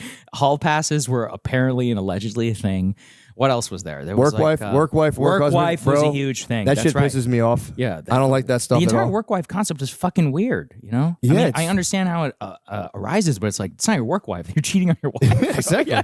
You're having an emotional relationship. You are having an emotional affair that's going to bleed over. Right. Yeah. Things were weird in the 90s. They were weird. And there was also in the 90s, it was like very in vogue. We talked about this before, but it was like very in vogue to like jailbait. The concept of like having sex with underage women was just like, yo, bro, jailbait. That's another big American Pie thing too. Yeah. I mean, man, they don't age well, but they are still hilarious. Dude, they're so funny. They should remake it. They should do it again. What was the last one? American Wedding? Is that what it? I lost track. American Pie, I saw that. That was like a huge thing to see when I was younger. I kind of jumped off that and Hangover. I didn't really follow The Hangover as well. So good. Comedies, they stopped making comedy movies. For the most part. The whole reason I'm here is because Shane is filming Tired. I know. So now it's the emergence. It's re-emerging. And that technically is a show. The comedy, the great American comedy. There was like the Farrelly brothers, all these people. You don't have like a comedy in the theaters. And the weirdest thing too is that the director, Todd Phillips, I mean, he made so many of those movies that I love. Old School. He made, what else did he make? He made Road Trip, I think, which is an incredible film. Road Trip's nice. Road Trip is so good. But now, and then he did The Hangover. He became filthy rich, but then he made the Joker movie. And then he made Joker 2, which is adorable. It's like a total disaster. Why did they do that? I don't know. I mean, The Galaxy Brain case, Tarantino had a really good quote. He's like, Joker is Todd Phillips saying, you know, the way he talks. He's like, Joker is the Todd Phillips way of saying, fuck you to the audience. And that's why it's brilliant. And I was like, I don't know, Tarantino. I think you're galaxy braining yourself and out that this shitty movie is actually really good. Sucks. It's just bad. It's just empirically bad. I know. Even though to be like, yeah, because for me, I always think of like the movie, like I guess if you have that track record, it's like people will still invest in you. Well, that's the thing. He has fuck you money. And also, he's a super weird dude. One of my favorite books I read about Hollywood was Molly's Game. Actually, also became a movie, which is a good movie. I think it's on Netflix. And it's about that girl who ran the high stakes poker game in Hollywood. But I ended up reading the book, and I found out Tobey Maguire is a complete and total psycho. So Toby, I had no idea. So Toby was part of the quote unquote pussy posse with Leo DiCaprio. Posse. So I knew that. But then I'm reading about these weird psychological mind games that he would play in the book. And he would, at one point he had a quote where he's like, poker is not about winning. Poker is about destroying people's souls. And he would string people along and bring them and get them into debt. And he was constantly charging this girl, the girl who ran the games, and he was fucking with her and her livelihood. And he would take the game. He's a multi-hundred millionaire or whatever. Right? Yeah. And he's he's charging her for using his automatic shuffling. Just weird power game shit. Like true Hollywood. He's like an evil nerd. Yeah, he's like an evil nerd. Psycho. What the Reading fuck? that book, I was like, dude, you are an actual psychopath. Like, this Seabisk, he's the jockey. That's Spider-Man. That's all I know about this guy. I was like, oh man, this is. Well, he's probably so upset his weird. parents died when he was younger, and he had to become a superhero. Got bit by a spider. He's got that, and then the more I learned, and then Todd Phillips is in the book too. That's what made me think he's of it. nuts. Because, So this is all like weirdo. a biographer, basically, like digging into these people. No, she wrote the book. She was like my journey running this the is what he was high-stakes doing. poker Got game. you. She was like the assistant to some rich Hollywood fuck, and he brought her to run the games. And then she got in with like Tobey Maguire. Apparently Leo came, and Toby got Leo to come. And, Pussy Posse, yeah. But Leo is also apparently like didn't talk to anybody and just put his headphones on the entire time while he was playing poker. Dude, I've heard a headphone story about Leo. I was going to say so that's what reminded me of the other. Do you know the Leo song? story. Do you know the song he listens to? No, what is it? Oh, dude, it's fuck. It's Time to Pretend. He listens to Time to Pretend. While like someone who's wearing like basically extremely this. young women. I mean, I don't get it. I mean, Time to pretend, dude. She's 27. It's time to pretend she's 27, but she's no younger. 18. What's the? I'm saying she's cutoff for 18. Leo? He's 25. pretending. Oh, that's right. He's trying to pretend that she's 18. He's trying to pretend she's 27, but she is The 18. whole thing is very strange. The Leo thing, I don't get it. I love Leo. He's such an incredible actor. He's got fantastic. great instincts. He's actually a very, very smart guy. But yeah, his personal life, it's weird. I think we need to call a spade a spade. It is, and it's also one of those things where I think Bill Maher is like another avowed kind of like, I fucked 19-year-olds and I'm 65, and he's like, No, he's older than that. I think he's like 67, bro. Yeah. Jesus Christ. He might be pushing 70 actually. Really? Yeah. Yeah, and it's another one where it's like, it is weird. It is definitely weird, dude, because just the mental difference is crazy. Yeah, I mean, we're talking like statistical, like think about how many standard deviations away It's like a vampire. It's like you're an immortal vampire at that point. You're 70 talking to an 18-year-old. 18-year-old girl. Yeah. You're kind of babysitting her. Absolutely, you are. There's no question. I don't know, man. And if it's like, dude, like you could be like, I can make a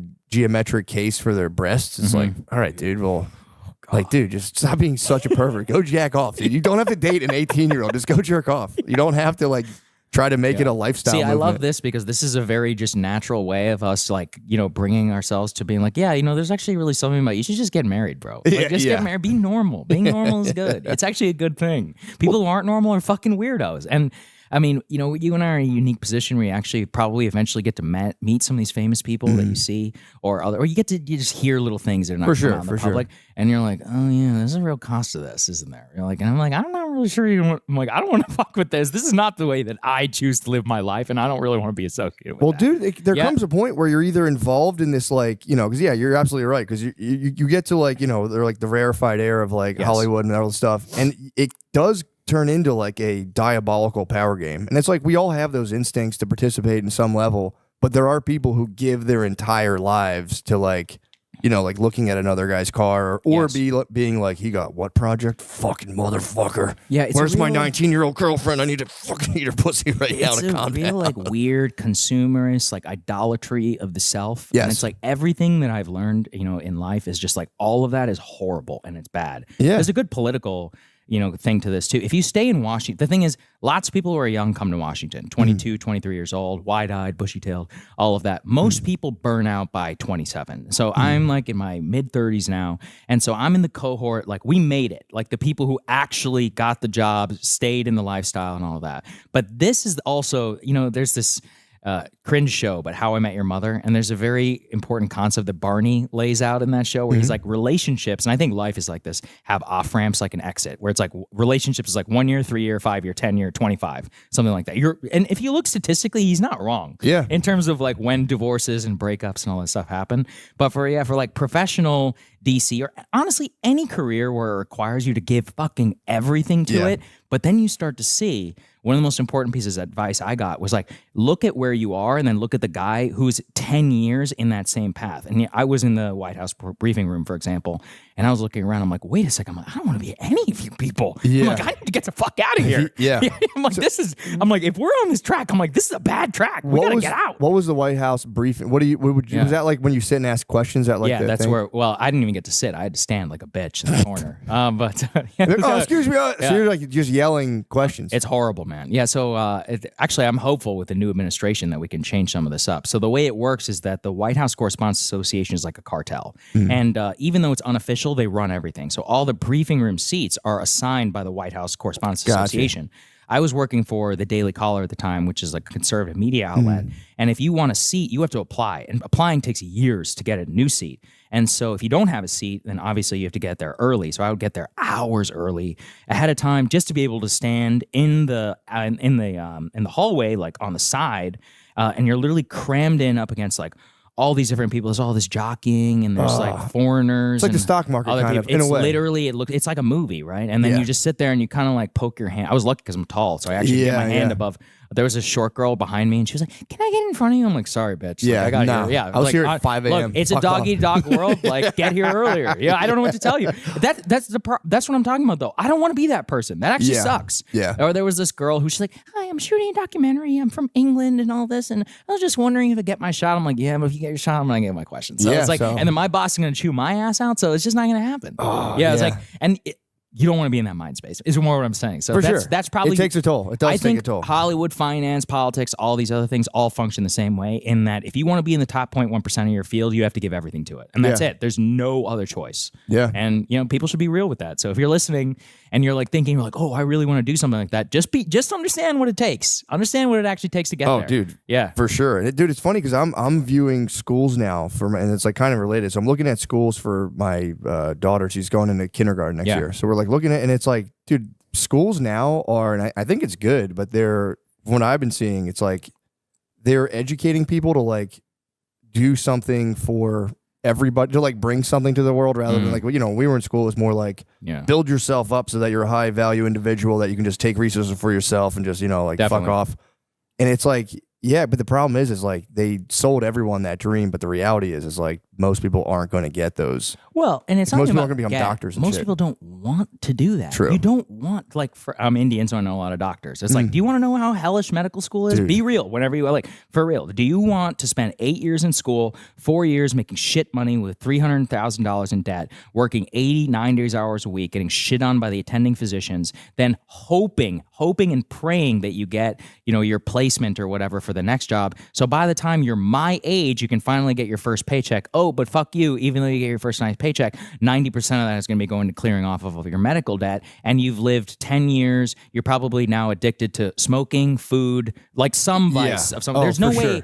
Again, you know this too. When you work really hard, like, it takes it all from you. You're going to be addicted to energy drinks, nicotine, whatever. Yeah. Like, you need something. Yeah. It's not possible to do it natural. It's So- true. I've gone back and Yeah. forth, and it's like I'm like, no, I don't need anything. And I had like a pretty harsh caffeine phase for myself. I'm Yeah. like sensitive to it. Yeah. I had to stop that because I wasn't sleeping. But How do you, because you travel a lot, right? Yeah. That's brutal. I've The travel is recently, brutal. it sucks. I've recently introduced melatonin. 'Cause Okay. I'm a very like natural type. I don't want to take anything, but Yeah. I've succumbed to just like Interesting. just Can I give you a crushing. warning about melatonin though? Yeah. So Andrew Huberman says not to take melatonin. I know, man. I know it's not good. Because he's I know saying it's not right. It was something about he said like the label on the bottle can be anywhere between like 2% and 1,000% of what's actually in there. What? Yeah, and he said something. Don't take my word for it, but it was something along the lines of, "I've seen them give melatonin to rats and it shrivels their balls." So What? he's like, "I think that it messes with All right, testosterone." enough said, dude. So I'm done. My opinion, Enough said, I'm you should done. stay off. I'm off it. I'm stay off off the melatonin. I'm That's off my- it. It is a as soon as I started taking it, I was like, I get why Michael Jackson had a guy with like an IV in his arm. I'm like, dude, No, that was a whole other level, man. That's like what was it? Propofol? I think it's Propofol. It was propofol. But you start to like, dude, it's like you're just sitting there reading a book, and all of a sudden the melatonin just starts to like weigh you. You're like a stone statue, and then you're just like. Did you read about this Matthew Perry thing? Oh, it was so fucked up. So what I actually love happened to Matthew him?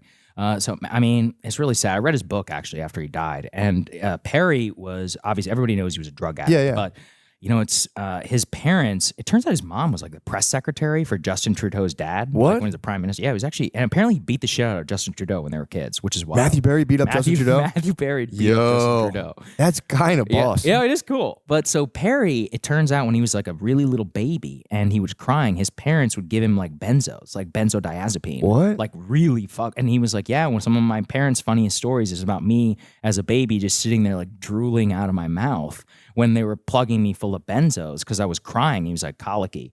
And so his theory of why he's so fucked up and addicted to drugs was because at a very early age that he had benzos. And he's talked about how the very first time he ever felt like anything was good in this world was when he was drunk at 14 years old. And that was the rat race. And then he becomes a fucking centimillionaire, whatever, from Friends.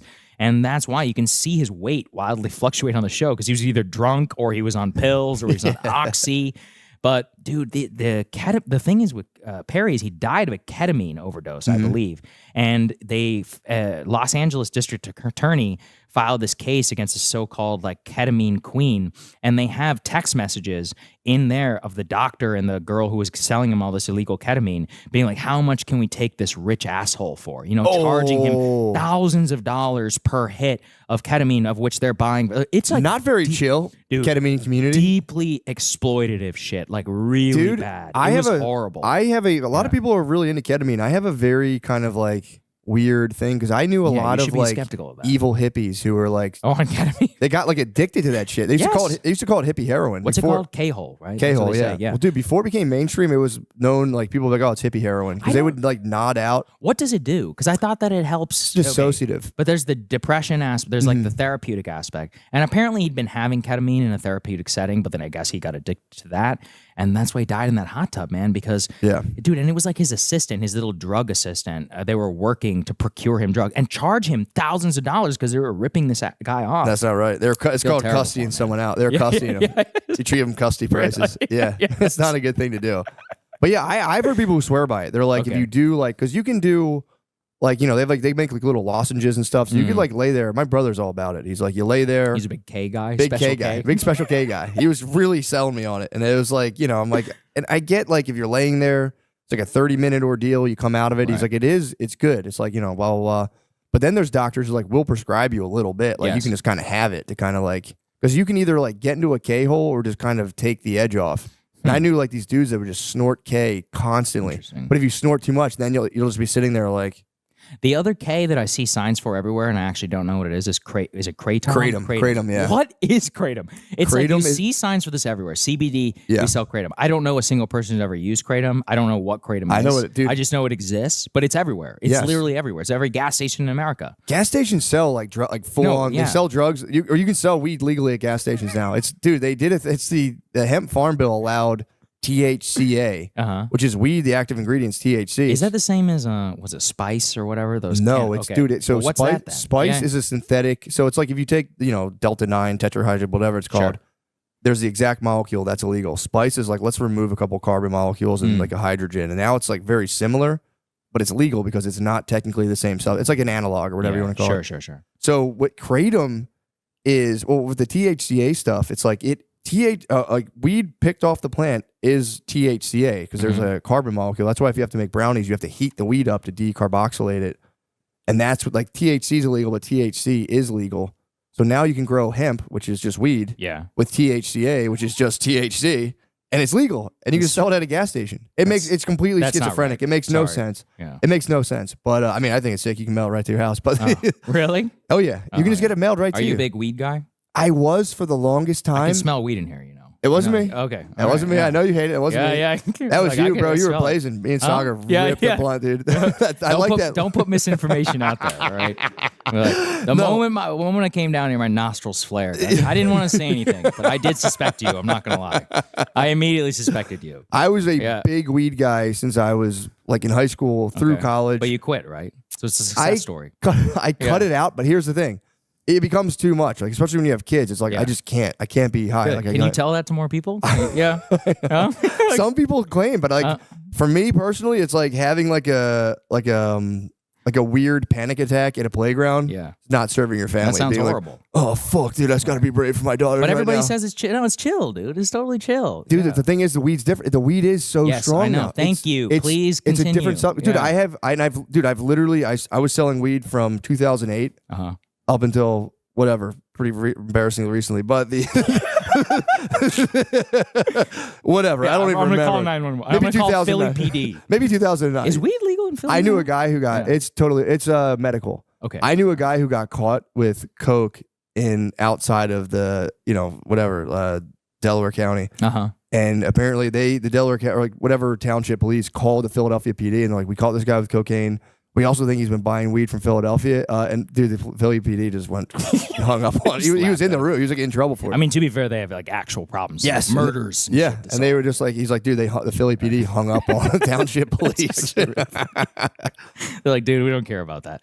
But it is, dude, with the dabs, it has Yeah. become drugified. So Yes. I like watched weed develop for years, like very close to it. And it was like, it became a thing that was like, dude, this is like, dude, like, it used, it was like, everyone talks about this. Like in the 70s, it was like 7% THC. Then you get like 14, 15 was like, wow, dude, it's like 30. Some of them are like 28 to 30%.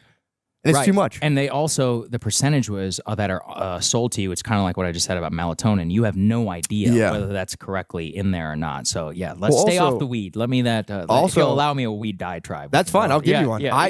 What my thing is now, it's like, so now they're starting to regrow it and introduce like the grow it so it's like only 7% with CBD. Okay. And that's very relaxing and it's not as psychoactive.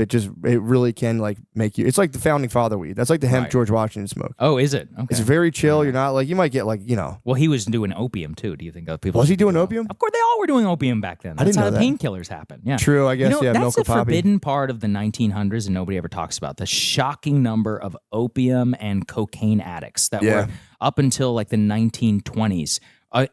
Incredible amount of society was addicted to morphine, opium, cocaine. You could get it readily across the counter. A lot of the doctors were going to prison because they were coke addicts and they were prescribing cocaine to different people. It's actually pretty wild. Yeah, I think you can get it in prison. You can get like opium in prison in like the 20s. I think you could order it on the commissary. Wow. I think so. I read a book about like an old like a burglar from like It's really 1890s. not a bad on. way to spend the time. You're Yeah. already locked up. Yeah, you just you can just gobble it up. You could just take exactly. eat opium. You could just gobble it up. I think it was like either the guards were selling it, but I remember the guy was saying in the book he just ordered some opium from the Well, it truck. wasn't illegal for a long time. Yeah. Yeah, I mean, it took a long time because there was a lot of. It's the same problems we have now. Like opium addicts at the time. It's like for a while they're on opium, they can't afford opium. You start robbing people to pay for your opium, and it's like they're like, okay, we got to get rid of this. Yeah, this is a problem. Yeah, But this dude, is- the kratom now is kratom is a. It's not. So what is it? Is so it it's a technically plant? an opiate. It's a plant. It's a natural plant, but it has. No, this is what they say about it's natural. It is natural. Yeah. Weed Yeah, is it's natural. natural. What did you just talk about? Oh, they're cross plays with this. Yes, 40% now. It's like, that's not fucking natural. Exactly. Okay? That- you're That's I as think you're natural as the red tomato in a grocery store. I totally agree. All right. I think they've ruined weed. Now it's called type 2 cannabis. They're walking it back, and I think that because dude, I would just like freak out. I'm like, this sucks. This isn't fun at all. Or I do think though, and this is like a. I do like saying this to people because people get very like bullyish with weed. They'll be Very like, much. dude, fucking 5 milligram. I could take a 50 mil. It's like this because you're a dumbass. You don't have anything going on in your brain. So you're it's just. like you've actually cooked so much of your IQ off that you no longer have the IQ to understand. No, I'm saying what's naturally happening. they're a dumbass. Oh, already They've always naturally. been. People who That's can do fair. like 200 milligram edibles, it's like, yeah, because you're a fucking dumbass. You don't have anything going on in your mind. You're just sitting there like, you're like when like a dog gets a brownie. You're just kind of like, or you metabolize it differently. I don't know. Okay. All right. Yeah. But dude, definitely yeah, possible. the kratom, they do snag people with the natural stuff, but it's like it mimics opiates. So people will use it to get off of like, you could be sick It's from. like methadone? heroin if it was a plant. But it also is different. Like if you take a little bit, it's energizing. But if you take a lot, it's like you ate like 4 Percocets. I don't get it, man. Dude, and people get addicted to it, man. And No, I do know that. That's why I brought it up, because there is a lot of this weird stuff that, like kratom, obviously weed now with the mass legalization, and nobody ever talks about. You know, if you look at the weed graph, like over 20% of weed users are using it on a multi-daily basis. Yeah. So that is like, imagine if 20% of people who drank alcohol drank like straight liquor all day, every day. That's not even close. What is the percentage of people who drink alcohol daily? Who are daily drinkers? I think it's like 7 to 8%. Actually, by the way, I'm not putting alcohol off the. For sure. Yeah, it's really bad. People who are alcoholics, it ruins your life. It will kill you early. There's all this stuff. And actually, weed and alcohol, almost all vices actually have the same effect, where between like it's like the Pareto principle, where 20% can be responsible for 80%. And so 20% of weed users consume almost all of the weed, and because they're using it every single day, and it's extremely high THC and it's psychoactive. Anybody who knows anybody who's ever owned a liquor store, it's like the vast majority of your sales are going to the same like alcoholics. Honestly, it's really sad. Yeah. And then gambling is the same way. Like a huge percentage of casino returnees, like, you know, people go to Vegas and they have fun, but like if you have ever spent time in a casino, like the people that come every single day are just like pissing their life. It makes you really sad. That's the saddest part. Like It's so that is sad. really sad. It's so when you see, especially the old people there, and you're like, damn, your kids stopped talking to you. You've worked your whole life. Do you have sports gambling advertisers? Do you? Oh, big time, yeah. Oh, do you? Okay, You can talk whatever you want. Okay, all right. Well, then I'll say it. It's unfettered free speech. Well, You think I'm going to restrict speech at the podium? Sorry, DraftKings and FanDuel and all these other people. It's not those two, but okay, good. All right, well, we've definitely had that before. Oh, have you? Say whatever you want. Okay, all right. Yeah, I'm good. not worried about that. Well, I don't want to get you in trouble, but you know, Can you get me in trouble? I have become totally convinced. But I don't put cards on the table. I actually like to go to the casino. I think casino gambling is really fun, but I think it's very important that I have to go to the casino, to a physical location. The stats right now on sports gambling, it's just like weed, all vices, disaster. If you look at the amount of money that is being sucked out of people's pockets, it's horrible. So in September in New Jersey alone, New Jersey bettors lost $200 million gambling online, in full online gambling. They lost $400 million. They were gambling on sports, and a total of $900 million in a single month of September, just if you include also the casinos. So you can see that almost half of the money that New Jersey bettors lost. By the way, Jersey's not that fucking big. So we just talked about $1 billion that got sucked out of the market. Crazy. People are addicted to sports gambling, man. It's terrible. And the other thing is, if I studied, I went and I read a little bit about how casinos operate, and casino profits, like the amount that they take, is called the hold, like on a game. And the hold for DraftKings, FanDuel, and all these others is way higher, because traditional gamblers in casinos, they'll bet the money line or they'll bet the spread. But these retards on sports gambling are buying and doing all these parlays that get algorithmically pushed. You have no fucking chance of winning your parlay. Okay? Yeah. Sorry, you're not going to win your parlay.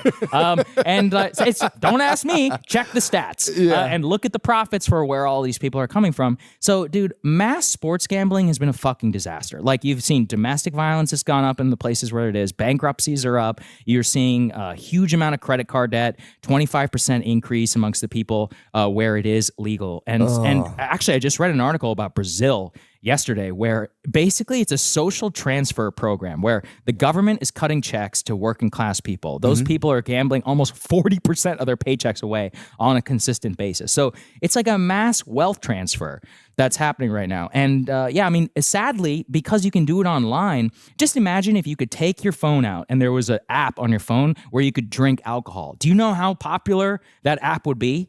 Imagine, or see naked girls. Well, that's a big one. We'll get to that next. We're going to come next. This is going to be the Killjoy podcast. No. But imagine if you could like suck marijuana from an app that was out of your phone.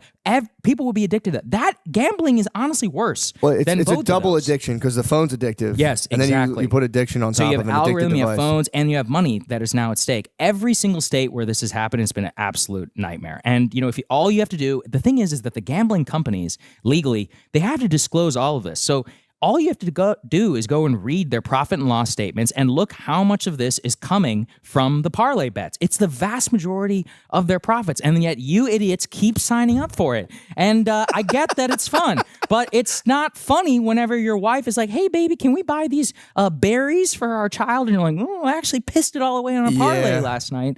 And, now you have guys who are, you've seen this explosion and people are like, I'm gambling on women's softball or in Korea. And I'm like, bro, you have a problem. Yeah. You have a problem. That's always been people are like, that's degenerate behavior. Like the Little League World Series, like you're a degenerate. You're a degenerate. Yeah. You are a degen, bro. And this is my case. I think gambling should be legal. But it should only be in casinos, because one of my favorite parts about going to the casino is you meet the characters, right? You go to the craps table and you see a guy who hasn't showered in 3 days and has got his colostomy bag on. And by the way, he will teach you how to roll the dice. And so shout out to that man for showing me how to do it. But seeing him, I'm like, I don't ever want to be even in the same like universe of like whatever this dude is. But you can't see that when you're on the couch. You don't understand. You're the sucker. Last thing on this that I found out from Nate Silver's book is that if you are any good at sports gambling, you're banned. And so that's kind of fucked up. So if you win consistently on DraftKings or on FanDuel, they will cap your bet size to like $2. They're like, oh, you're allowed to bet $2.14. That's bullshit. Yes, but you know why? And then people are like, oh, I'm actually really good at sports gambling. I'm like, oh, how you been on the app? They're like 3 years. I'm like, you're not any good at sports gambling. I'm like, it would have banned your ass. Yeah, they would cut. That's everyone. No, I'm like breaking even basically. And it's like, they ain't fucking that. It's like, well, first of all, you need to win 52% of your bets just to beat the house, because 2% is the vig that goes to the house. Yeah. But then over that, it's like look, you're not winning. If you're still gambling consistently on the apps, you have not won, and you're the sucker. That's just what they should do. An easy amendment to this that wouldn't be such a money suck is that when you lose your gambling money, it's held from you for 6 months. They get to make money on the interest, and then they send it back to you. So that would be nice, but you're momentarily penalized. I just read in New York. I mean, why would they do that? They would be like, "Fuck you, we're keeping all. How about we keep all of it and make interest?" These guys are making the biggest killing in the planet, and like the best part is all the states are doing it too because they want the money. But the thing is, look, they're going to pay for it because it's one of those where you're getting this fake tax revenue. But when you have to come and send cops to Johnny's house because he went fucking broke and he beat up his wife or his girlfriend or whatever, you're paying for that. He's blowing off some steam. Right. Parlay goes down. He's going to house one of those plastic bottles of whiskey from Costco. Yeah. And we all know what happens next. It is weird that when jobs are scarce, like it just people just end up beating up girls. Like if there's not good stuff going on, people are like, well, I guess I have to beat up a girl now. It happens across like every culture. It's every culture. Actually, a lot of people got mad at me on the show because I was talking about, it was during one of our immigration debates. I think you talked about it a little bit actually on your show. And I was just like, look, and by the way, just full disclosure, I married into an Irish family from Philadelphia. Oh, there you go. All right, so I have no discrimination against the Irish. But what I'm saying is back in the day, I think it was reasonable to be like, well, all these people are coming over here and they drank a lot of whiskey. And so nobody knows this. The very first thing that women did whenever they voted was ban alcohol. That's why the temperance movement was entirely driven by women. Whoa. And the reason why is because they were getting the absolute shit kicked out of them by their drunk ass husbands who were drinking a liter of whiskey per day on average to deal with, the industrial revolution and all this. But it was also, let's be honest, it was part of their culture, right? Yeah, and for so, sure. And so that's what people don't forget is like that, for some reason, it's intrinsic. Like alcohol, gambling, and beating the shit out of your wife, it's just a package deal. It's one big thing. You are signing up for that. Yep. You are 100%. So don't incentivize it. Yeah, it's just impulses ruling the roost, and then eventually the curtain closes, and you're like, right. Ah! Yeah, well, really what I think it is just somebody for the first time is showing the reality of what you've done, where you can rationalize your parlays away, you can rationalize all this, but the very first time, like I just said, we're like, hey, can we pay to go see, I don't know, like I want to go see my mom next week or whatever. Can I get a flight? And they're like, no, we literally don't have any money. Yeah, or the ultimate being like, I told you the Chiefs weren't going to kick a field goal. And you're like, shut the fuck up. You didn't know that. Yeah. It is funny. There is a huge, because, I'm all like Irish Catholic out, and it's like, like seeing someone fall at a wedding, I'm like, meh. It's like, it's so normal. And like my wife would like cry. She's like, that's not right. And I'm like, that's so sad. I'm like, dude. My people in-laws fall and their at wed- family are not like People that. fall at weddings. It is what it is. I Like, did stop being see a baby. a really about funny it. tweet and be like, I left Dublin and I moved. I forget where they moved, like somewhere in South America or something. And they're like, and what I thought was we were all having a good time. It turns out we're just crippling alcoholics. Yeah, like family beach trips were just like adults hammered for 7 days, and I'd just be like, all right. And then the kids would get hammered. They would East pass Coast out. beach culture is weird. Oh, it's I'll crazy, tell you dude. this. It's crazy. I had no exposure to it because I grew up here. But yeah, I went to I went to Rehoboth, which is like the nice beach, right? But even then, I'm like, man, these ladies are hammering Tito's at like 9 a.m. in the morning. Oh, yeah. I'm like, there's some crazy shit going down. on East this Coast right beach now. culture is like it's like quiet. That's not like as like cool like Margaritaville. It's just people just quietly Quietly degen. my Just uncles, sitting there, my uncles would be like, they would all joke. They'd be like, ah, man, who's gonna crack the first one? They'd be like, I don't give a shit, I'll do it. And you just crack a Coors Light. Now they don't let you drink on the beaches like that. Really? Yeah, they're I ticketing saw a lot of people doing it. Well, in the Well, they're Jersey doing it in the Shore. solo cups. That's what I'm so- saying. Okay, okay. They used to, and they'll still come around and police you. I grew up going to Sea Isle, and dude, it was just beers, whatever. Really?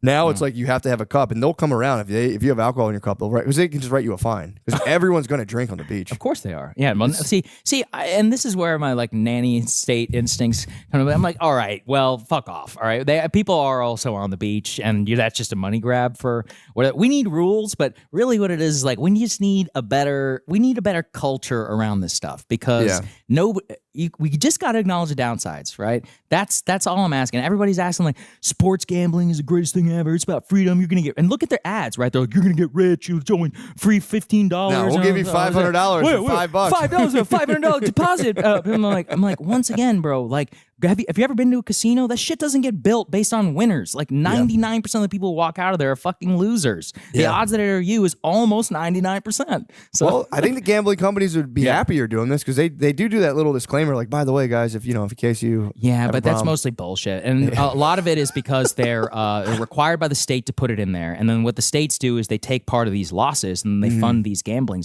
But it's like you are the rise in sports gambling addiction has created the need for these gambling addiction centers. So it's like just don't have it in the first place. Well, the weirdest part about gambling addiction is that it's not even about winning or losing. Like I forget, I read they some like book. when they lose. That's That's the the craziest fucked up part. part. They love it when they lose. Or it's more like the flow state of just being like, it's not the winning or losing. Absolutely. It's just going from thing to thing, and your brain's totally Dude, focused on something. Again, I get it. I like it. I love to play baccarat. See, I don't like to gamble. Yeah. I've Oh, never. man. I'm just filled with anxiety the whole time when I love win. games of chance. Poker is more actually. I think I could justify poker because I wouldn't even really call it gambling, although it is technically like kind of a game of chance. But there's a lot of strategy and math. Obviously, like the famous Rounders quote, it's like the same 10 people may end up at the finals for a reason. It's not a game of fucking chance. Whereas if you go to blackjack competitions or baccarat competitions, it's you get lucky. All right, Yeah. Like, that's how it works. I see the appeal of both, but there is something. This is where I'll flip the script, man. The magic of the cards, like when the baccarat thing. That's and exactly you're what just it like, is. You're like 9, 9, 9, 9. You're just sitting there. That moment, the Yeah. anticipation. and it's fun. And when you hit it, oh my god, it's so Oh my fun. God, Yeah, it's so unbelievable. Well, it's also. but I play like $15 tables in Charlestown, West Virginia, next to toothless Chinese women who are getting their Chinese ash. I prefer, honestly, I'd rather be around them. I love them. Shout out to the You always want to gamble with Chinese if you're playing baccarat. Chinese and Vietnamese, they know what's up. That's a good idea. That's a good call. And the less teeth they have, the more good at the game they are. They've I got could see that. patience. They have all these superstitions about dragons and colors. And That's the thing, though, man. Because I was like sitting there one time backstage at a comedy show, and they were like playing dice, like in the green room, as like they had this little box. And I was like, it is just people interacting with magic. People are it is attracted to magic, gambling. yeah. It's just It's magic. It's like a divine thing. You're like, Yes, oh, and everybody.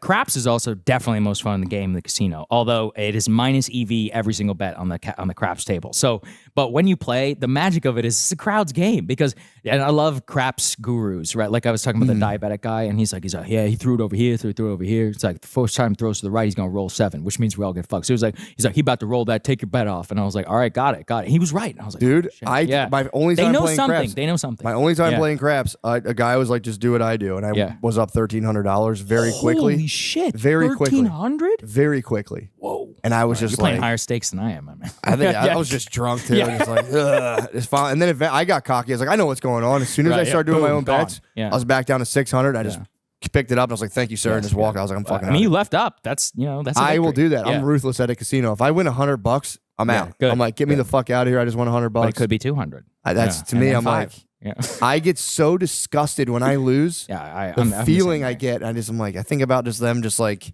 taking like the time I spent into like work and life, especially when I was like just working a job where Yes. I was like, I could be like, oh, that was a day of my life. Yes. And I would just think of that just getting like sucked into a vault with just a huge To chamber pay of money. for free drinks for these fat alcoholics who are like It would kill me. just sitting in the slot machine like No, it would fucking kill me. The worst part is I don't really gamble much anymore.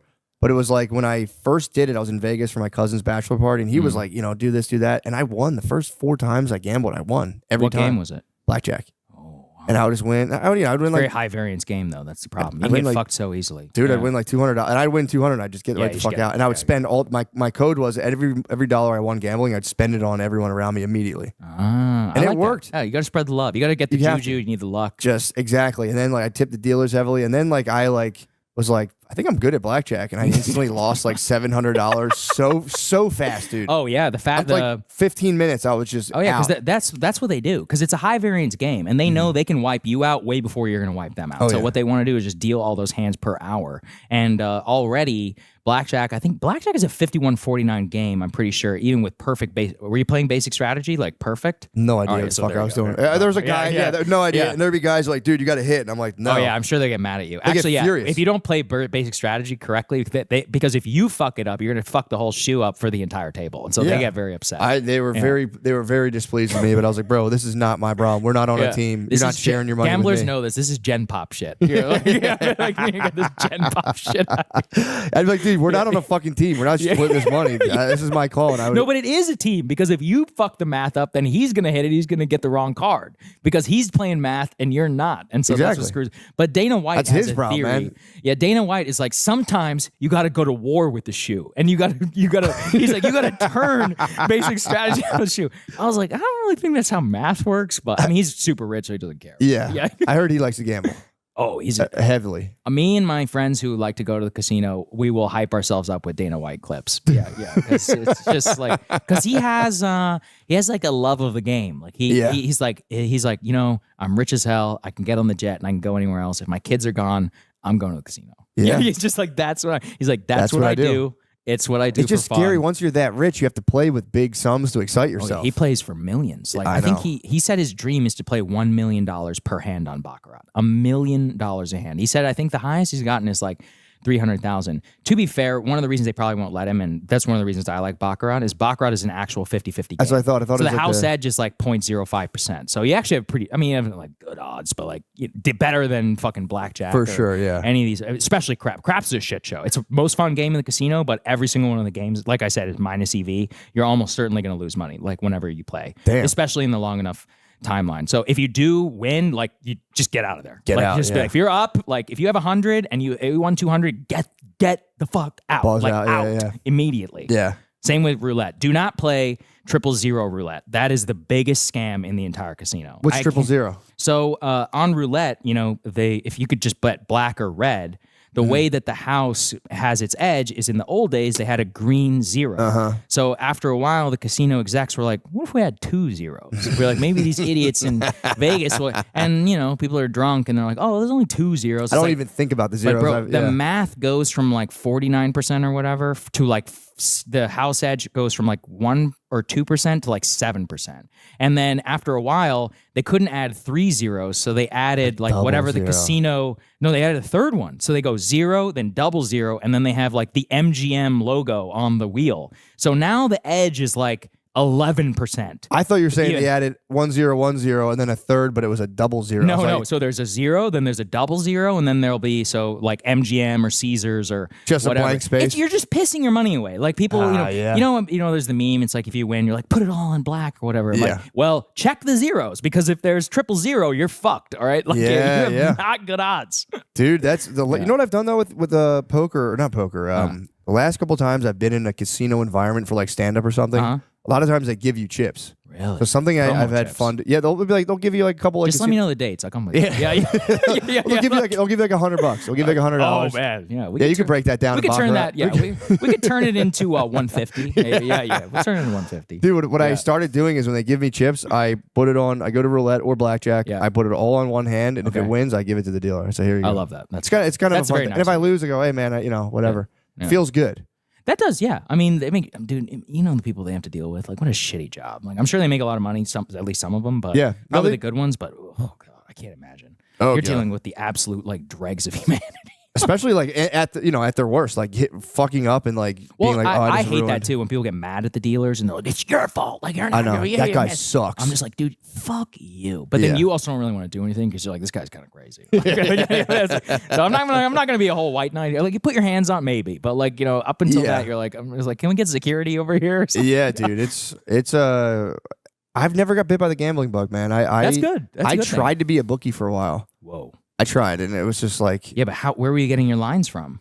it was like my friend knew another Okay. book. It was like a sub bookie thing where I Yeah. was like sending them kind of just bets, Oh, I basically. see, But it I was see. my job to like collect them all.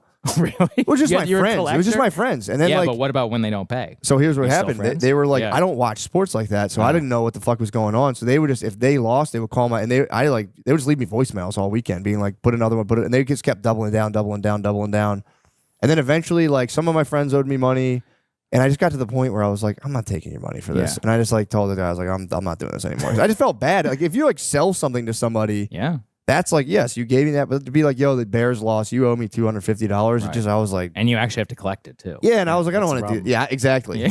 That's the big thing, man. I don't know. Yeah, I mean, East Coast sports gambling culture has always been there. I don't know. I mean, I grew up here. I don't remember thinking or hearing like other parents. I guess I grew up in a Bible Belt area, so they wouldn't be doing it. But I don't remember a lot of money changing hands on college football. But now these days, college football is actually even more where the action is. I could see because that, apparently yeah. it's like there's the mismatches or whatever. There's like underdogs and for somebody who hates gambling, I know way too much about gambling. I had Yeah, it's a yeah, love-hate yeah. relationship. It's that and weed too. You don't That's know true. a lot about weed. You Well, don't know a lot about weed though. I don't know a lot about the experience of weed, but Have you ever smoked weed? I think I smoked weed when I was very drunk when I was in college once. Okay. And that's pretty much it. That Yeah, makes sense. yeah, That's fair. yeah. What'd you blaze? I don't know. I don't know. don't I even mean, it's know. what, dude, you're at a party. Blue somebody, Dream. like, somebody passes you, whatever. It probably was fake. It was probably like not even marijuana. It was like somebody's grass that he'd bought off of somebody else and got ripped Well, off. dude, the K2 is Yeah. big in prison. That's like the stuff you're talking about, Spice. I know. And that fucks people. I have I friends know. that are People like, lose their minds. Yes, Is dude. that right? yes. Yeah. I think these guys, they'll do anything, like Right. speedballs and shit. And I have friends that are like, bro, the K2 is fucked up. Really? You're in jail. You're in like the county jail, and you just blaze K2 and have like an absolutely satanic experience. He's like, dude, it's for real, like terrifying. I think I saw some videos about that.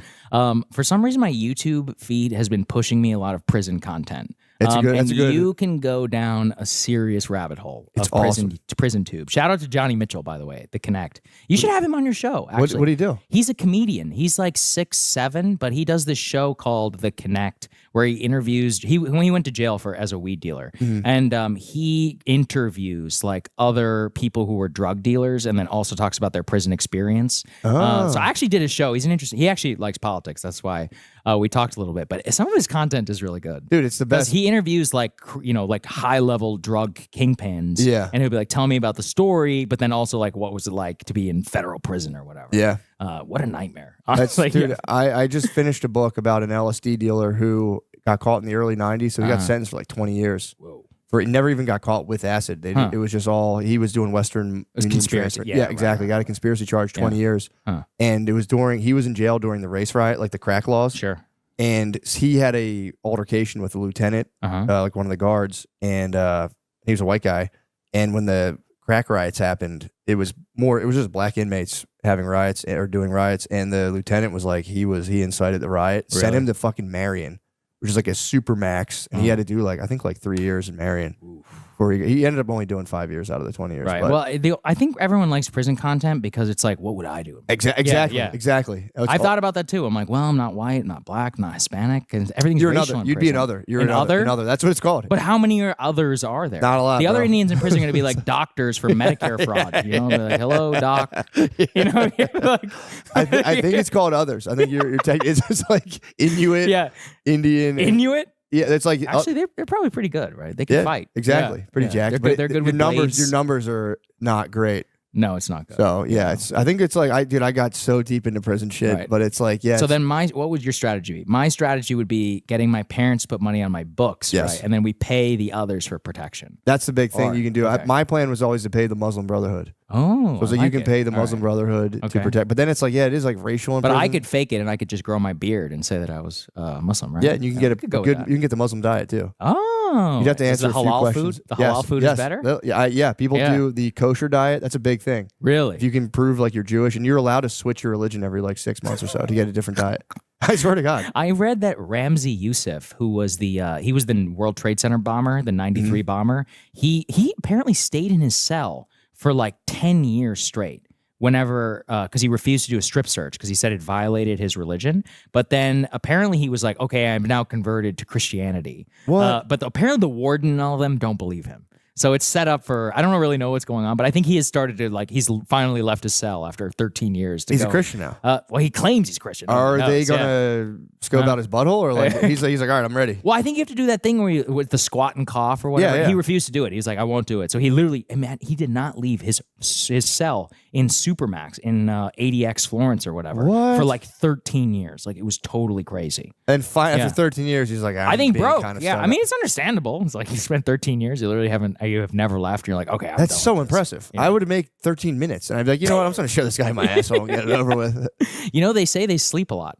That was the interesting thing. Yep, that's a big But you one. can train yourself to sleep 12 hours a day. But it's Yeah. like, what do you do all day? You know, even when you're awake, like that just sounds You work terrible. out, sleep a Yeah. lot, and In your try to- cell? Yeah, just Yeah. right. Yeah, and it's the guy in the book I read about the LSD dealer, Joel Blazer.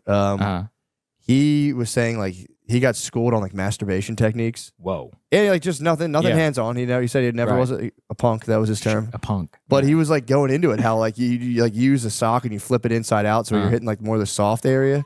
And then at the very end, he said you'd apply force to the under part of your head. He's like, and it's so funny him writing. It's like my orgasms were intense and powerful, and it's like, damn. Yes. Yeah. But- I mean, that's all he's got. Did you watch the show Escape at Dannemora?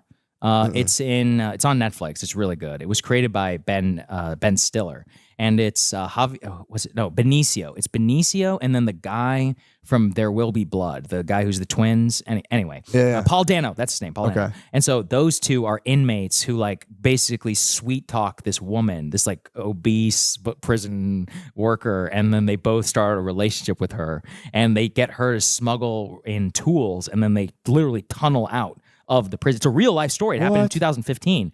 So I watched the show. It was a fantastic, really good acting. And then I went read the real story. Dude, it was wild. Like it's a high. They're both in there for murder. Like one guy literally murdered a police officer. The other guy like butchered and kidnapped an Jesus. old man for money. These are like no shit killers. Yeah. Locked up in this high security prison in I think it was in North New York, like upstate Like New the York. Adirondack, up there. Yeah, it was in the Adirondacks. Yeah. And so they were up there and they were able to get her to smuggle in like hacksaw blades. They cut their way out of their cells, were able to make their way like through the pipes and everything, use a sledgehammer, hammer through multiple walls, and then cut a hole in a drain pipe or whatever, crawl through the pipe, come up out on the other side, crawl through a manhole. And they were on the run for like 23 days. One guy almost made it to Canada. They shot him like 10 miles from the Canadian border. Yeah, one guy was killed. The other guy, sorry, spoiler alert. What year was this? 2015. It wasn't that What? long. Yeah, dude, it was like They less than- shot him at the. Well, I guess if Yeah. he's that high profile. Well, they were. A trooper was like, "Hey, who are you?" And he just like took off running. And the other guy apparently was like a drunk. And they would find like hunting cabins, and he would just be like, "All right," and he was just grabbing whiskey. He was just He's like a bear. He was like a bear. He literally was like a bear. That's a good way of putting it. I should have thought about that. he's like Winnie the Pooh. Yeah. He was just walking around. Yeah, just- so that the other guy left him. He was like, "Fuck this dude." He's like turned into a drunk. He's just never gonna make it. And then He's not gonna make anything of himself. And so then he got killed, and then the other guy actually almost made it to Canada. damn. Yeah, I know. He almost. The weird part of the show is it's structured really well. The first like 6 episodes, you're really rooting for the prisoners, and then before you get to the last episode, they do a flashback that shows what they did, and you're like, "Wait, fuck these guys! Like, this is terrible." Because you don't know what they're in there for. You know they're Yeah. in prison, but then they're like, "Oh, he literally murdered a cop," and then the other guy like kidnapped this man and tried to extort money from him, and fucking like butchered him and cut him up into little pieces. You're like, Yeah, "Dude, you're his parlays didn't work. yeah, Dude. He needed- yeah, you're right." I'm like, "We gotta get this guy out of here." I'm like, "This is not good." Yo, guys, welcome to the advertisement portion of the podcast. I'm on my motherfucking Assassin's Creed shit right now. You guys can't even see me. I was doing this earlier to ensure audio quality because I'd fucked up the audio of the ads because I was recording through my laptop like a dumbass. Now I kind of like the look now that I got my phone out. All right, guys, here, big thing, and I try to add some tranquil music to the ads because it's kind of jarring. You're just listening to a podcast. You give your brain over to the podcast, and out of nowhere, it's like, hey, listen up, we got enough. And it's like, fuck, man. Fuck, how about a heads up? So what we're doing, we're going to add a little gentle music. You can kind of get in the zone. You can chill. You can kind of use this time to kind of drift off, whatever you want to do. But we are going to do the advertisements. And I got to say, here's my number one advertisement right now. I fucked up and I'm doing shows. Well, hear me out here. I failed to promote my shows in the Irvine Improv, SoCal. I'm so fucking SoCal. I forgot to do the ads or make a flyer for the Irvine show. Oops, my bad. It's next weekend. Thanksgiving weekend, Friday, November 29th, Saturday, November 30th. 2 days, 4 shows. Come out to motherfucking Irvine Improv. And I'll be honest, I'm not just saying this because I'm doing a show. I love Irvine. Irvine was the first place I went to in California. And I was telling someone recently, I'm like, I fucking love Irvine. And they lived in LA. And like, are you kidding? Are you trying to be funny? I'm like, no, why? And apparently everyone from LA just snubs Irvine. Like, I would never. Fuck you guys, dude. Irvine rules. LA's fucking bullshit. Irvine, we're talking Laguna Beach, we're talking motherfucking Newport Beach, conservative ass stronghold down there in SoCal, dude. Shit. Come out. I love Irvine. It's literally the first place I went to in California. I'm very excited to go there. I'm gonna bring my whole motherfucking family. We're all gonna do Thanksgiving out there. It's gonna be sick. So Irvine Improv, Friday, November 29th, Saturday, November 30th. Let's go. Let's show these LA fucking pussies, dude, who's really fucking SoCal. They're not fucking SoCal. They're north of Irvine, bruh. This episode is brought to you by BetterHelp. Take a moment to say thank you to someone in your life, including your therapist if that's someone you'd like to shout out. If you have multiple reads this month, perhaps highlight someone different each time. Well, let's see. Last week, I highlighted my mommy. I'm thankful for my mommy. I was going to do my daddy this week. I'm very thankful for my daddy, but you know what? Know who I'm going to thank this week? Our almighty creator, guys. How awesome is God? Come on now. How awesome is the fact that you can call it the Big Bang, whatever you want to call it. The universe was created out of an infinitesimal, however you say that, a teeny tiny, incomprehensibly small void, nothingness. And the universe has exploded out of nothingness, and that nothingness is the substratum of all that exists today, and it still exists in the universe. And that's basically God. How awesome is that? Thank you so much for that. I'm so grateful. Guys, this month is all about gratitude, and along with the person, the cosmic deity I just shouted out, there's another person we don't get to thank enough, ourselves. It's sometimes hard to remind ourselves that we are trying our best to make sense of everything, and in this crazy world, that isn't easy. Here's a reminder to send some thanks to the people in your life, including yourself. And that this is the time for a personal endorsement. That's what they're asking for. Yeah, I think, therapy is good. You gotta do something, man. You gotta get outside of your ego. That's the thing that's keeping you in, your egoic struggles of just, I want more, I'm not enough. Blah, blah, fucking blah. And therapy is one conduit to escape yourself and to try to forge a better life. Or you can just become one with your creator. If you're thinking of starting therapy, give BetterHelp a try. It's entirely online, designed to be convenient, flexible, and suited to your schedule. Just fill out a brief questionnaire to get matched with a licensed therapist and switch therapist at any time for no additional charge. Let the gratitude flow with BetterHelp. Visit betterhelp.com/MSSP today to get 10% off your first month. That's BetterHelp, HELP.com/MSSP. PrizePicks is the best place to get real money sports action. That's right. With over 10 million members and billions of dollars in awarded winnings, PrizePicks has made daily fantasy sports accessible to all. You just pick more or less on at least 2 or more players for a shot to win up to 100 times your cash.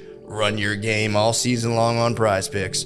Guys, PrizePicks is the only real money daily fantasy platform with an injury insurance policy, so your lineup stays in play even if one of your players gets injured. If your player leaves in the first half for whatever reason and doesn't return, PrizePicks keeps your lineup live. Sign up today to get $50 instantly when you play $5. You don't even need to win to receive the $50 bonus. What? It's guaranteed. Think Justin Jefferson will get more than 83.5 yards next week? It's a pretty good guess. Lamar Jackson will pass more than 1.5 TDs? Oh man, cook up hot takes with your friends and win real money this football season when you and your crew run your game on PrizePicks. What's better than you and your crew, dude, just cooking up hot takes and running your game on PrizePicks? Download the PrizePicks app today and use code DRENCHED to get $50 instantly after you play your first $5 lineup. That's code DRENCHED on the PrizePicks app to get $50 instantly after you play your first $5 lineup. PrizePicks, run your game. Lucy is made for your nicotine routine and delivered straight to your door. They don't deliver it to your window or just kick it onto your lawn. Guess where they bring it? To your door. It's amazing. Guys, it's 100% pure nicotine and always tobacco-free. Lucy isn't like every other nicotine pouch company that's owned by Big Tobacco. They're like the mom and pop shop of pouches. Have you ever heard about Breakers? They are the nicotine pouches with an extra surprise. Each pouch holds a capsule that can be broken open to release extra flavor and hydration in case you're thirsty. Break a pouch. If you know your pouches, you know that the nicotine doesn't hit in immediately, and neither does the flavor. The geniuses at Lucy came up with a brilliant way to fix both those problems. They put a mini liquid capsule inside each Breakers pouch. And I haven't tried the Breakers pouch, but I'll be honest, Josh Cabazza, one of our producers, Josh is one of my favorite people. He is the absolute fucking man, by the way. He tried a Breaker pouch on this very episode, like while he was recording it. And Sagar gave him one. He had one as well. And Josh was like raving about it. I forgot all about it. He's like, dude, that shit was fucking awesome, by the way. He liked it. So I can't give you a personal endorsement. I haven't tried it, but Josh has tried it and I trust his word. And he loved the liquid surprise. Let me tell you guys, he said it perked him right up. Guys, let's level up your nicotine routine with Lucy. Go to lucy.co/drenched and use promo code DRENCHED to get 20% off your first order. Lucy has a 30-day refund policy if you change your mind. Again, that's lucy.co and use code DRENCHED to get 20% off. And here comes the fine print. Lucy products are only for adults of legal age. And every order is age verified. Warning, this product contains nicotine. Nicotine is an addictive chemical. Yes. You know what we all need to get more of? Off our ass. With bold flavors and a refreshing citrus kick, Mountain Dew will get you off your ass and have you feeling like you're on an actual mountain. A mountain where the weather is always perfect, your friends are ready to hang, and a day of epic proportion awaits. They gotta fire the guy who wrote that fucking piece of shit paragraph. Guys, but guess what doesn't suck? Look how fucking blue that is. What is this? Voltage? Look at this. Look at that shit, dude. You can put this in a Windex bottle and go, it's like, no, I'm just drinking Voltage, everybody. Don't you squirt it right in your mouth. Look at this motherfucker's crazy. And you go, maybe I fucking am. Let's get off our ass together, brother, and hang on the perfect mountain. A day where epic proportion awaits. That's what I like. That's the kind of fun times I like to have with my friends, guys. When we all drink our Voltage and our Baja Blast, you know what game we play? You know what fun and competitive social activity we engage in that I'd like to talk to you guys about? Let me tell you guys, man. Look, when we drink regular Mountain Dew, I told you already, we wrestle. When we drink the fucking blue ass, look how fucking blue this shit is. When we drink this, oh my God, dude, we play a secret game. Me and my friends, we play a secret game in which, how do I say, we all take our turn doing something fun.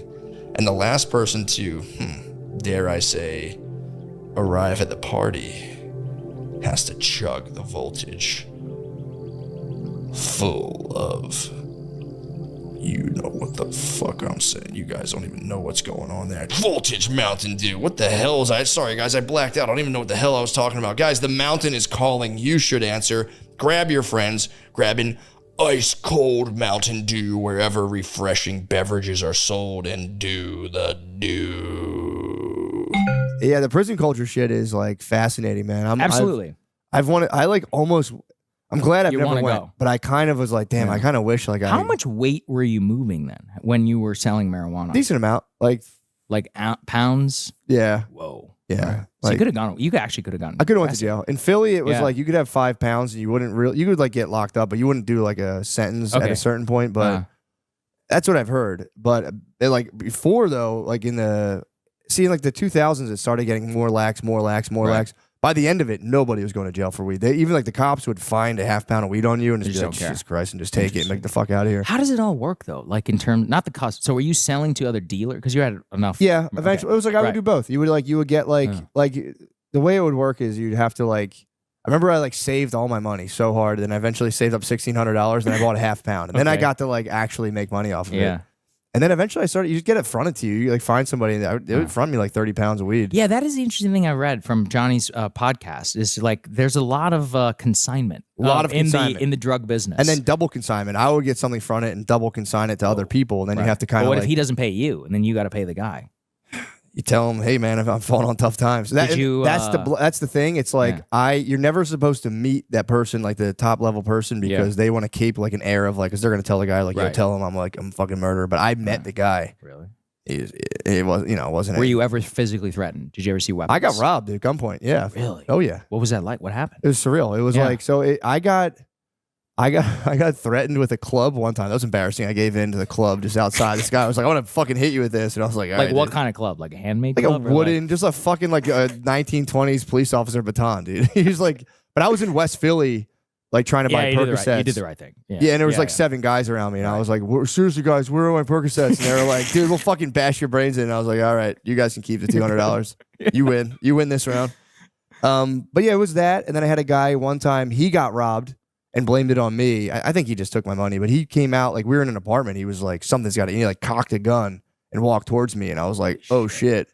That time it was just like, everything just goes super slow. I remember it being like very slow, terrified too. People were like, dude, if someone pulled a gun on me, I'd fight. It's like, I was frozen, totally frozen. Yeah, it's like, fight or flight. Yeah, it's exactly. totally Second time, you got robbed twice. Oh, well, that time I got like, I like paid this guy money to go get something and bring it to me. And he's like, I got robbed after you gave me the money. And I was like, bro, it's fine. I was like, it's all good, man. He's like, nah, man, this is fucked up. And he just fucking like cocked a gun and like walked. Cause he was like, did you do it? And I was like, how the fuck what are you talking about? Oh, like you did I would set have him up? set him up. Right, I was like, why would I do that? Oh, man. Whatever. Wow. But that was the whole thing. And then the second time I was in an apartment and it was like someone had owed me a bunch of money and I was bringing them more stuff. So I had like the money they owed me and like about 4 pounds of weed. And he was like, going to give it to some other guy. And then this just dude comes up in a ski mask with the kid who was like supposedly his customer. And the kid set it all up. But that one I was like, I remember everything slowed down again, but I was able to read their faces. And the kid I knew was very much afraid. And the other kid, I was like, he's pretending to be afraid. And then once the guy with the ski mask left with all the money and stuff, I was like, you did that. Did you beat him up? I started choking him. Good. Pretty badly. And then the kid I knew was like, stop. Because I was in like a blind rage. I was you're almost you have like a gun in your face. You're terrified. That's horrifying. And I was just fucking just holding this kid's neck. Like, I know you fucking did that. And the kid's like, stop. And like, thank God I was like, oh, okay. Yeah. But I don't think I wasn't like violent like that though. I was never. That was the only time. It was like almost all my money. That's crazy, man. Yeah, it was pretty. How did you fucked get up. out of this? What got you out of it? This podcast, really? This Is that podcast. really? I wasn't on Percocets. I was selling them. I never. Oh, I you were was selling Percocets. I'm not a vice. I was never like a vice-ridden man. Porn, obviously. So you were my a true downfall. you were a true leech on society. I was absolutely. Yeah, I had no. You honestly should have gone to prison. I'm not gonna lie. I think you owe 3 years of your life to the state. I think I should actually. Yeah. But now I do service through high-paid podcasts. True. Yeah, that's right. You're doing a service. But I do. I honestly. It's not like a sexy tale because usually you have the redemptive arc of like then I got caught. But I was pretty principled. Like I remember like I was like pills are evil. I didn't know anything about them. I'm like, oh, these are very addictive. Coke, I was like, this stuff's no good either. But weed, there was a thing where it was like, this is good for people. Because I was smoking so much of it. I was like, weed is good for people. I was like, people need weed. It's good for you. I thought it was good for me. You know, I was obviously killing it in life. Just like fighting people for Percocets. People need to be more like you. You know? Like if you smoke weed, you can also end up in West Philadelphia with a club in your face. That's what marijuana will get That was you. for pills. Okay. That was for pills. But you were weed high at the was time. chill. You were high. I was high forever. There you go. I remember I tried to start a policy with every customer. I would smoke a blunt with them, and I ended up smoking like 9 blunts, and it was just. How do you even function? I didn't. I wasn't functioning. Oh, so do you still smoke a lot? You said no. No. Right? Okay, now it's like very. I honestly try to. there was a big impulsive element of it, but now I've been trying to do it where I've tried to do this for years where like I almost like incorporate it into a meditation practice. But then you get into it, you're like, well, why do I even need that if I'm meditating? You know, so that was kind of like, well, so now it's like special occasions. How much better did your sleep get? So much better. That's the thing with weed. You can even say like, well, I'm sleeping better, but your REM sleep is trashed. Yes, thank you. That's what I was true. about to bring up. I was It's like, totally true. There's a lot of people. There's a big psyop by the weed guys who are like, oh, if you smoke a bowl right before bed, and it's like actually you're nuking your REM sleep. It's like people. You know when you get on an airplane and people are like, just gonna have a glass of wine just to go to bed. I'm like, actually, you're not getting sleeping. way shittier sleep. Yeah, it's like you're actually not sleeping at all. Dude, nobody wants to hear this. Semi-conscious, but it's Nobody wants to hear this. I tell people all the time. It's absolutely like, and the weed does fuck up your REM sleep. It's Yeah, like, no, 'cause you it's don't empirical. dream. You It's don't true. dream. You Yeah. don't dream. And everyone knows when I stop smoking weed, I have crazy dreams. Like that's because your REM rebounding. Interesting. Same as alcohol. Oh, dude, it's like I was completely like when I was younger. Also, I was making a living off it. I'm like, weed is awesome. This stuff rules. Everybody needs this stuff. Everyone needs to be selling this stuff under me. That's what happens with heroin, though. Heroin, if you're using heroin, you try to convince people to do heroin because you want to start selling it to them, so then you don't have to pay. Really, it's that's kind of yes, it's very, very evil. And you're like wanting to inject them too. Yeah, I remember someone explained that to me, and I was like, someone offered for me to sell heroin. I said no. I said no, thank you, sir. That's evil. I mean, Heroin's evil. The pills are evil, but no one knew what the fuck they were. Yeah, I came out of it. I got a is Percocet the same as oxycodone? No, oxycodone. Yes, Percocet is oxycodone mixed with acetaminophen, Tylenol, basically. Okay. So oxycodone and Oxycontin and Percocet are the same thing. Is it the same strength? Is that no? What was the whole like pill thing in the 2000s then? So that was OxyContin, right? Or OxyContin? It was all of them. Okay, It was Percocets. There's a bunch of them. It's Vicodin was Vicodin, big. that's right, Vicodin yeah, was hydro something. Hydrocodone. Hydrocodone, that's right. That's right. Vicodin. Yeah, And Vicodins were less desirable. If you had Vicodins, people would be like, oh, fine. Right. But Percocets, people wanted them. And then the Oxys came out, which was just like a 5 milligram Percocet, 10 whatever it was. Oxy would have been like 40. Yeah, it was like 80, right? It went up to 80. I read a book about it, and I remember I watched some documentary about the Sackler family. That shit is evil, man. Dude, in terms of the cash programs and those pill mills, and they had total knowledge. Dude. That's really what led to the heroin spike, all the black tar heroin Big time, and everything. dude. And these people had no idea what they were taking. It wasn't just the Sacklers. It was every doctor in the country. Absolutely. Dude, I got like, I would get a sore throat from my college campus, and they do on Percocets, and I'd be like, no. Yeah. But when I was like 19 or 18, and I got my wisdom teeth out, and my friend was like, bro, I will pay you. He's like, you'll get, if you get pills, I'll buy them off you. And I'm like, whoa. So I'll give you $200. I'm like, what? I was like, for sure. Yes. I hate medicine. You can have my medicine.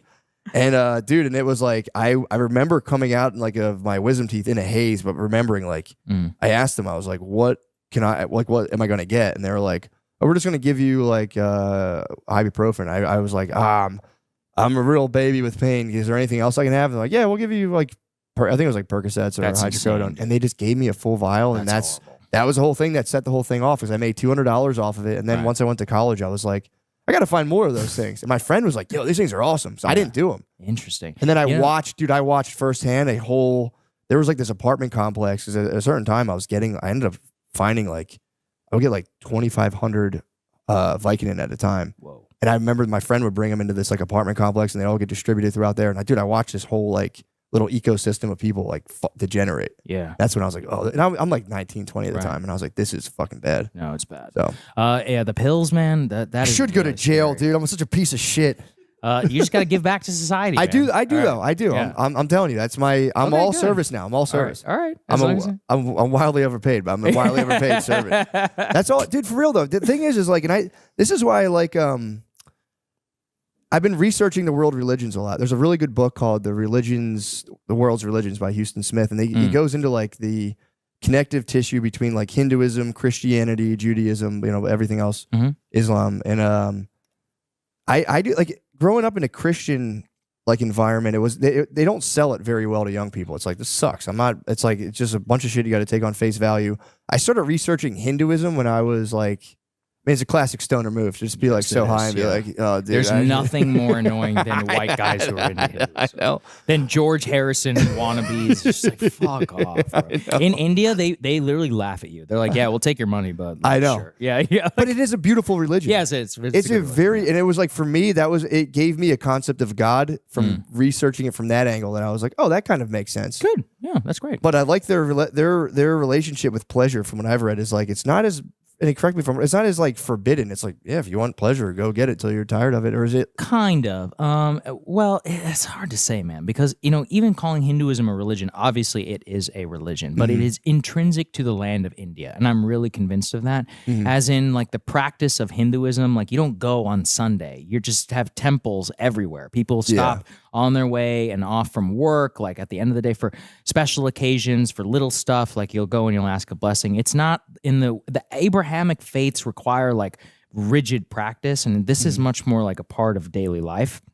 So the religion itself doesn't like say yes or no or whatever about, I don't know, pleasure, hard work, etc. It doesn't like prescribe rules, but the Indian culture definitely also plays like a huge part of it. So I'm not really convinced. That's why I think Buddhism is a religion. I think that actually is a religion, and that's one that can transpose into, Western society or whatever. But Hinduism, like you really got to be in India if you want to be that makes sense. A real Hindu, I think. Yeah. Or at least practice it in the way that it's meant to be practiced. You can try, obviously, and everybody can do their own thing, but there's a huge amount of people who are Hindus who are atheists. They don't even believe like in God. It's more, you're saying it's more of a cultural kind of it's part of the Indian culture. Like like when you're there, it just makes sense. Like that's how people practice their lives. Like each village has its own deity. The way that, there's a certain type of blessing, or they call it a puja, which is a ceremony, which is the type of puja that you would do for, I don't know, this milestone in your life or whatever. Whereas like Abrahamic faiths is like on Sunday or on Friday, we pray 5 times a day, and we do it at this time, and the the chant of the prayer, and with the meat that we eat is like this, where even amongst Hindus, like 40% of Hindus are vegetarian, but 60% are not. So there's no yes and no on life or on how to live. Like it's just very much part of the culture over 8,000, 9,000 years. Yeah, that is it is such a funny stoner move though, to be like, dude, I think I'm used to mushrooms and you're yoga. Like, it's like girls who are into yoga. It's like, shut the fuck. They're like, my shavasana. We're like, oh yeah, God. that is tough when they start you start like 4 Sanskrit words and you're like, sukha. Yes. Or the Om tattoos. You're just like, spare me, man. I will say though, if from like just like a isn't that a Hindu? Isn't that the Hindu deity? It kind of looks like it. What do you got going on over there? This might be Shiva. That's Sanskrit. That's Sanskrit down there. I can't read it. Yeah. Oh, this? No, this is English. Oh, dude, this was a shirt I designed to try to sell as merch, and it's a very low seller. Shocker.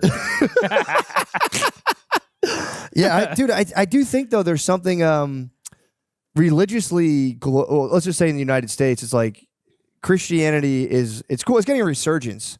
No, I don't think so. Statistically, no. Yeah, I guess maybe that's just the internet memes. I think you're thinking of trad wife. I'm thinking of trad wife. If you take a look at the stats, Christianity is never. I mean, not Christianity, religion. We have never lived in a more secular country. Yeah. Honestly, even coming back here is shocking. Like to Texas in the modern. I mean, I literally grew up here. This was a deep Bible Belt state. That's what I remember. Yeah. And to watch it become like cosmopolitan is weird, honestly. Yeah. Even when I go back to College Station, I mean, I don't know. I guess I just don't feel the same. I don't live there anymore. It's just kind of different, but it doesn't just feel the way that it did back then. And in general, stats-wise, the evangelism, Catholicism, all practicing religions, and the rise of people who just call themselves spiritual or whatever, has never been higher. Right. And that's really, I mean, the right-wing trad people are the ones who blame that for where we are. But honestly, kind of to make it political, I think that's why Trump is the first, like, real secular president. Like everybody knows, like, he Trump loves the is Bible. not What are you talking religious. about, dude? He loves the Bible. But it's like, he loves it so much that he sells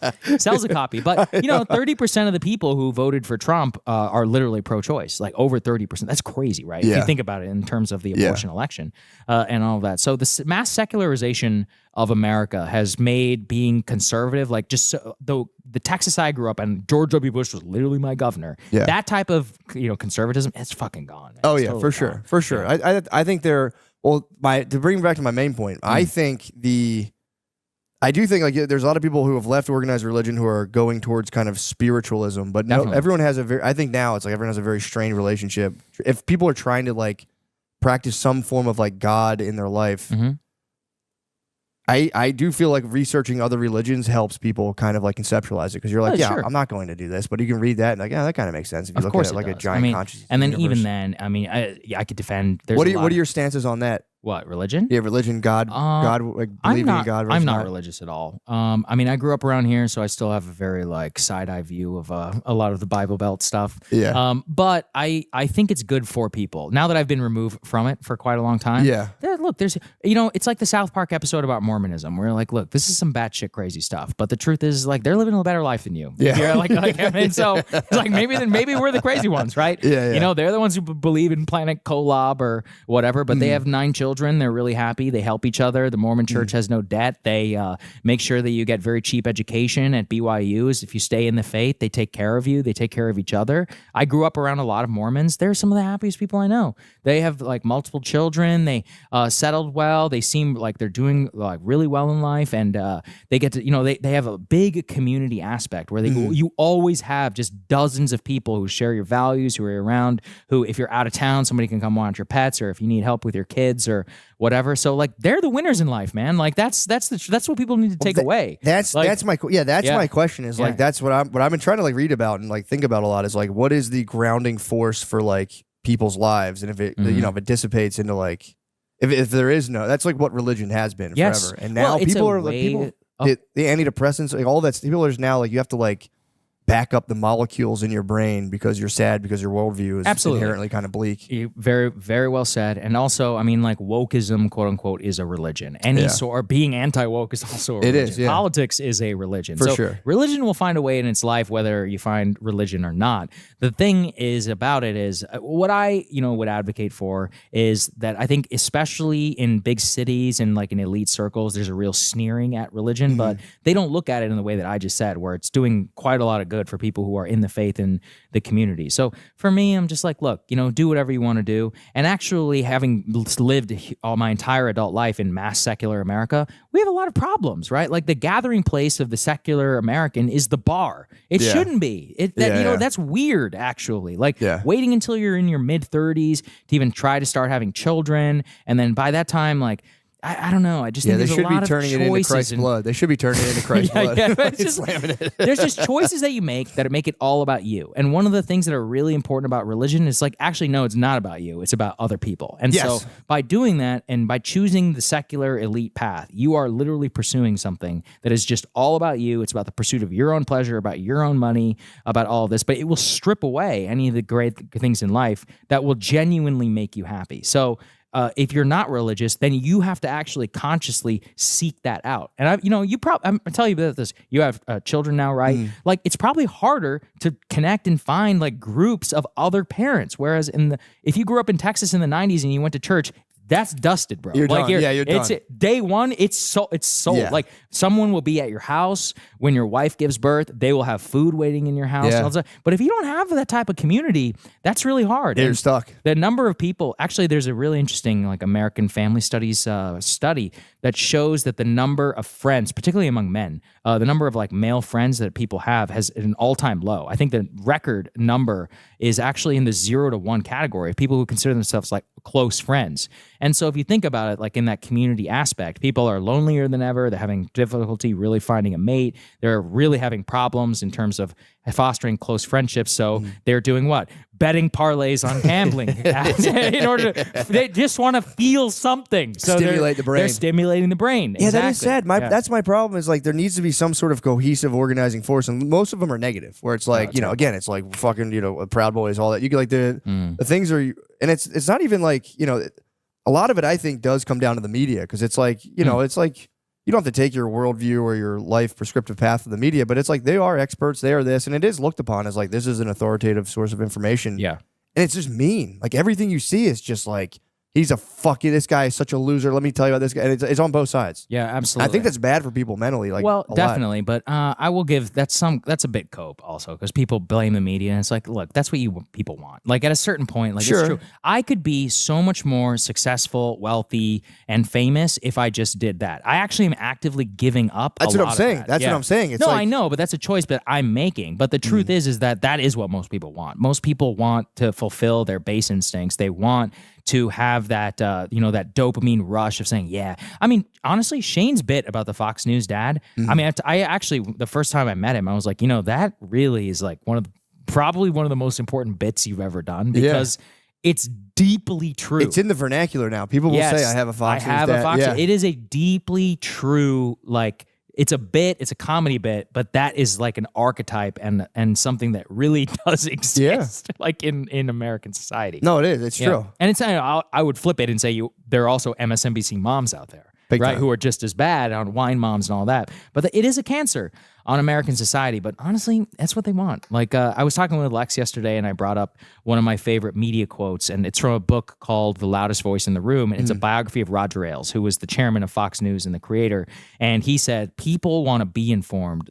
People don't want to be informed. They want to feel informed. And I think that is like the most deeply true thing about media that I've ever read. Yeah, no, that's true. I guess what I'm saying is like, it's just bad. It's bad because it's like you were saying, there's a financial incentive to be like a major dickhead. Yes. Which when I first saw reality TV, I was like, this is bad. Yeah. This is creating a pathway. Right, but it's being good, just a absolute. It's so yeah, bad. It's so good. It's though. so yeah, bad. no, it's bad for America. If but you were it's fun to smoking weed watch. back then, you would have been like, what the fuck, dude? This is so fucked up. I remember I was just high watching reality TV. Like this is modeling a type of behavior that also pays off genuinely. Narcissism, which yeah. taps into people's, own like biological drives. And I was like, this is not good because that's what's being modeled. That's what's you're pushed unconsciously to do. And like you were saying, like, dude, if you wanted to like really double down, any of us can do it. Oh, it's hang a couple American flags back here and be like, let me tell you something, motherfucker. I get so annoyed and be like, you're a grifter or whatever. I'm like, bitch, I could make way more money. I could grift. Yeah, Yeah, it's like, if I wanted to grift, I would grift you bitch. Oh, yeah. Be like, if I just sat there and be like, look at these liberal tears that are flowing from their faces. I'm telling you, all the channels, you put an American flag behind you, so you simple. sell your merch hat, and it's just especially like, for me, brown guy, be like, brown guy loves Trump and all this. I know, dude. So bored. The problem is that I get bored, man. I find those people so utterly boring that I have no interest in even talking to them. It's embarrassing. Yeah, it is humiliating. But you could make a lot of money. A shit ton of money. Especially if you're a black guy is the top of the market value. If you're a black guy with a red hat, being, let me tell you something. Right. It's like you'll be famous overnight. MAGA memas will be sending you $5 a month and being like, "Have you seen this nice young man?" yeah. But yeah, I do hope we can like somehow move to something that animates people other than like. Do you think people will ever be animated other than their base instincts by the masses, or do you think there will be like an actual like Gen Pop? No, Gen Pop will always be the same. Always be. Yeah, look, America, society, these rise of mass media has always looked exactly the same. Like people think it's worse now than it ever was. Total bullshit. If you go back and you look at the yellow journalism era, like it was insane. People were slamming each other, and I mean, imagine this: America's news in the 1800s was literally political. Like when you would read the news, you would read the Kentucky Democrat, or you would read like the Kansas City Republican. Like your literal newspaper was the party that you supported. And one of the ways that people would get interested and instigate politics is socialists and others would be like, we're starting a socialist newspaper because the news itself was a political vector. That's crazy. I didn't know that. Oh, yeah. The news. Because I was totally bought into like, dude, it's never been this bad. No, absolutely not. It's bullshit. So like the thing is that in the old days, the rise of yellow journalism, of the penny papers, people like William Randolph Hearst and others, and before him, like Joseph Gordon Bennett, it was all sensationalism, tabloid. That's where it all comes from. And that was overwhelmingly popular. What happened is that the old days that we romanticize is actually a very unique time in American history where the vast majority of Americans were getting their news from the network TV. So in the 60s and the 70s, everybody romanticizes Walter Cronkite, all this stuff. Let me tell you something. The news was just as fake back then as it is today. It's just that, thank God we have the internet to be like, no, it's fake and it's bullshit. Because, so I have a book, it's a slog, but people should read it. It's called Personal History by Katharine Graham. She ran the Washington Post. She was the owner of it. And her father bought the paper, and then her son is the one who sold it to Jeff Bezos. But so she ran the paper for basically her entire life. Her husband ran it, then he committed suicide, and she took over and ran it for decades. And if you read that paper, actually, if you've ever watched the movie The Post, it's directed by Steven Spielberg with Tom Hanks, and it's about the Pentagon Papers. Meryl Streep plays her in the movie. And it's really like when reading that book, you're like, she's getting politicking with Kennedy is at dinner, and he's like giving them advice on how to write in the paper. And her husband, who was the owner of the Post, is friends with JFK, and he's skewing the coverage in a certain way. So everyone has this romantic nature about the 60s and Cronkite. It's like, no, they were just as partisan as people are as today, as Rachel Maddow and these people. But America didn't know. They had much more higher like institutional trust, and cable news exploded that obviously after the network era, and then the rise of blogs and everything. But people were really romanticized this, the news was fair and balanced. It's like, no, it's not. That the news is what got us into Vietnam. The news, true. like, no, it wasn't fair and balanced. These people were writing columns and justifying all this bullshit. They knew what was happening. They didn't report any of it. It was only in 1968 we finally tell everybody the truth. By that time, 500,000 Americans are sitting in Vietnam. Yeah. JFK, we used to go and hang out, and all of his secretaries, McNamara and all these guys were hanging out in Georgetown, which is a very rich neighborhood, at their fancy ass mansions, secretly telling them what they should write in their papers. Like, dude, it's always been like as corrupt. People just didn't know it. Yeah, I feel like Trump did kind of crack the he parted the veil to be like, Absolutely. yo, this is actually a lot of this is bullshit. The roots of Trump are there's a famous clip, 2012, Newt Gingrich was the Republican debate, South Carolina debate. And the opening question, even I will admit it's a crazy question. They were like, Mr. Gingrich, I don't know the circumstances. He's on his third wife and he divorced his wife. I think she was going through cancer or something like that. Oh, it was terrible. It was bad. It was bad.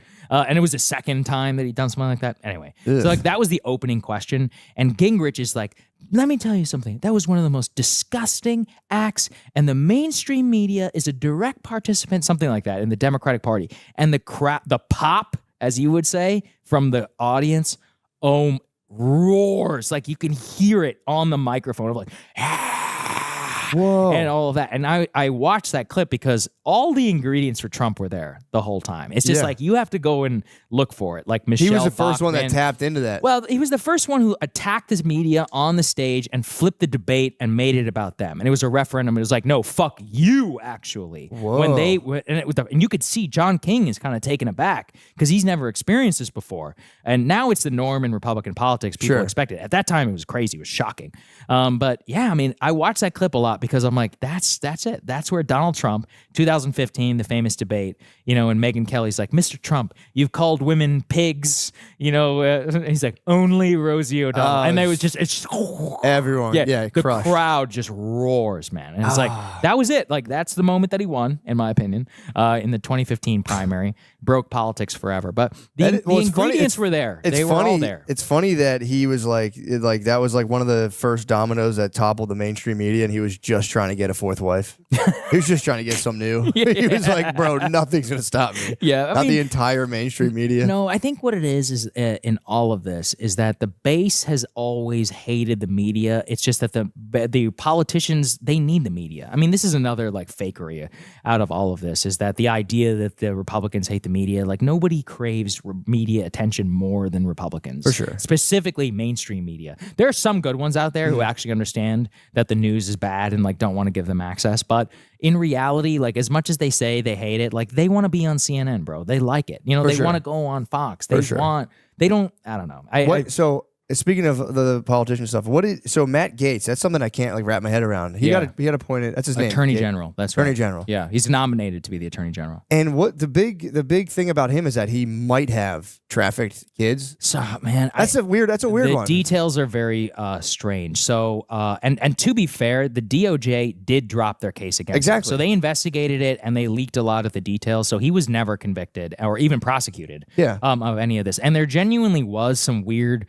I'd have to go back and look at the details, but somebody was trying to blackmail him for $25 million, and that's how some of this stuff came out. But empirically, he was definitely hooking up with very young girls and hanging out with sketchy people and getting blackout drunk, all while he was a congressman. Yeah. So the detail, as I understand it, 2021 to now, there's been a 3-year investigation in the House Ethics Committee about Gaetz and his behavior that was instigated by an attorney who filed a complaint claiming to represent an underage girl who says that she slept with Matt Gaetz whenever she was underage. Now, obviously, though, she may claim that, but as I understand understand it, the feds did investigate at least some of these claims, and of course, they haven't brought charges. Sure. So the report itself was due to be released, I think tomorrow, actually, from the day that we are taping. And that report now will not be released because what happened is that Gates got nominated to be the Attorney General, and he resigned as a House of Representatives. So the House Ethics Committee, 2 days later of his nomination, was supposed to release that, but they will no longer release the report because he's no longer a sitting member of Congress,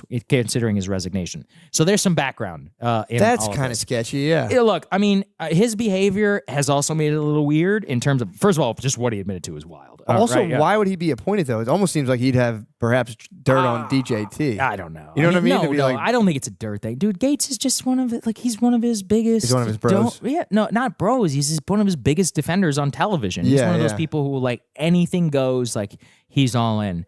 I mean, look, It seems I get tactical, I'm saying. To be abandon right. Congress, I don't have a know. higher job Right. 2 days before potentially the shoe Look, drops. you could read that into that if you want. That's what I'm but I thinking. mean, but at the same time, like, why would Trump go along with that scheme then, right? Like, because for this, Trump would have to be like, okay, Matt, I'll bail you out. But Well, that's what I'm saying. Yeah. That's hence the dirt. I don't know. I'm just wildly speculating. I don't I'm think trying to so. figure out why appoint somebody with such a sketchy record. Oh, I mean, I think that the case 'Cause is he was simple. your Gates is a outspoken- true believer. he was That's a what true it is. believer, He's been right. all in for Trump for 8 years. He was his biggest defender on television. Mm-hmm. Trump loves him. He always goes on Fox, and Matt Gates is always like, I'm all in for Trump. To be fair, Gates is an interesting guy. Like, from my perspective, he has generally been anti-war. Like, he's been sponsored a lot of stuff with progressive Democrats about trying to end forever wars. Okay. He's somebody who wanted to pardon Edward Snowden. He Mm-hmm. opposed the Julian Assange stuff. You'll like this. He's very pro-weed. He's one of the most pro-marijuana members of Congress. I don't care one about of weed my, anymore. I like mushrooms. Right, Okay, by the way. but well, we're coming for that next.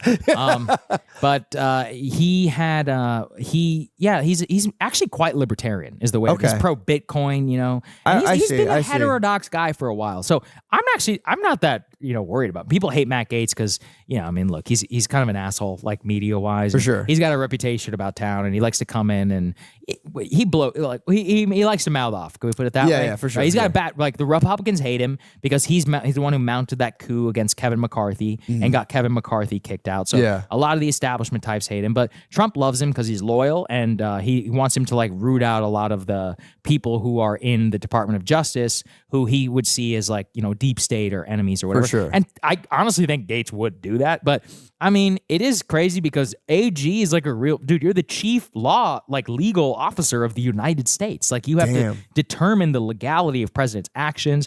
You direct the Department of Justice and the FBI, like, what type of cases we're going to prosecute or not. Like, you make the call on some, like, really big decisions. Like, you have to write the legal justification sometimes for what the president is doing, work with the White House counsel's office. I mean, it is a real no shit job. Like, it's a real job. I'm glad you said that because that was my next I question. had to What go the look fuck's it the up. Attorney General? I had to go look it up because I was like, yo, does he even have a law degree? But he does, yeah. But I was like, I don't know if he's a lawyer, That's fucking wild. So it is about. We're about to enter, like, what's the Senate and the House are Republican now. Yes, the They'll Senate get and the House are 2 Republican. Supreme Court picks most Yes. likely. Yeah, Alito and Clarence Thomas. That's Yeah. right. They'll probably resign. Although Sonia Sotomayor, one of the Democrats, she's 70, but she does have type 1 diabetes. And Democrats tried to get her to resign because they were like, hey, you need to go so that Biden can switch appoint you out. somebody. But she pulled an RBG and she's like, I'm not going anywhere. Whoa. Yeah. Damn, because they Crazy. wanted one. Oh. Yeah, because Can we're going to you enter believe into that? like a. What's up? Can you believe that she did that? These people are such narcissists. She's I can totally believe so that she did that. believes in power and like not even being part. I mean, I don't really care, but it's more from a liberal perspective. It's like, if you think this is fascism and the end of democracy, I'm like, bitch, then resign. Like, Yeah, what exactly. are you doing? Yeah, I know. You're literally type 1 diabetic, 7 years old, and you're obese. Like, what do you think's gonna happen? Look at a fucking actuarial table. Like, Dude, it is sad though if you think about, like, even like what happened to Biden. It's like. Yeah. Being that old and being driven by kind of like the Sad. power drive until like your brain just falls apart, it's pretty fucking terrible. I mean, I say it's sad, but it's also, like, pathetic and deeply egomaniacal and narcissistic. And that, at the end of the day, that's what it takes to be a politician. Like, that's the truth. He, by the way, has been the same his entire life. So I talked about this book yesterday with Friedman called What It Takes. It was written in 1988. It's about the 1988 presidential campaign. That's where Biden had that plagiarism scandal. He's been an egomaniacal narcissist, chip on his shoulder guy for his entire life. So You know, what they say about when you get old is it just makes you more of what you already are. Oh, like you're just God. more, if you're already an arrogant fuck, like you're just going to be more of an arrogant fuck when you're old. Like It's so sad, man. It's true. Yeah. That's so sad. Yeah. That was my overarching point with religion. It's like I feel like as a society, we need a vehicle for self-transcendence so that you don't become a just 80-year-old walking around demented, like trying to lead the country. Yeah, at the end of the day, that's like genuinely like self-idolatry. He's like, I am the one. I will stop Donald Trump. I'm the most important figure. Nothing is bigger than me. It's pure narcissism, and he's chiefly responsible for being a terrible president, but also for the loss of the Democratic Party. It really, I mean, it's crazy. Yeah, if I were them, I would be freaking out. I would be so furious. I mean, nobody has fucked their party more than Biden since George W. Bush and his handling of the Iraq War. Yeah, for sure. What do you think the future of the Democratic Party is going to look? Because I thought the same thing. Like, dude, if they don't I think they're going to need an outsider. They're going to need a Democrat. Yeah, Trump. that was my prediction. Not necessarily Democratic Trump, but if we're in an era, so for example, like Obama, like rose from the ashes, right? Because he was a no-name senator. He gave it a great speech in 2004, big fucking deal. Okay. Yeah. But then he came out of nowhere. He had anti-war credentials, and Harry Reid is actually the one who was like, "You should run for president." He's like, "You're not a good senator." He's like, "You don't like it here." He's like, "Get out of here. Go run for president." He's the first person who put that in Obama's mind. But with the rest of them, like if we look in the past, Bill Clinton also came out of nowhere in 92. Right. We had 12 years of Republican rule, Yeah. 1980 Was to it Reagan, 1992. It was Reagan and it was Bush. And Clinton, I mean, he was a no-name governor from Arkansas, but he created this thing, the Democratic Leadership Committee, which like basically moved the Democratic Party much more to the right and made it more of like a neoliberal thing. And that's how he was able to win like a major victory in 92. So somebody will come.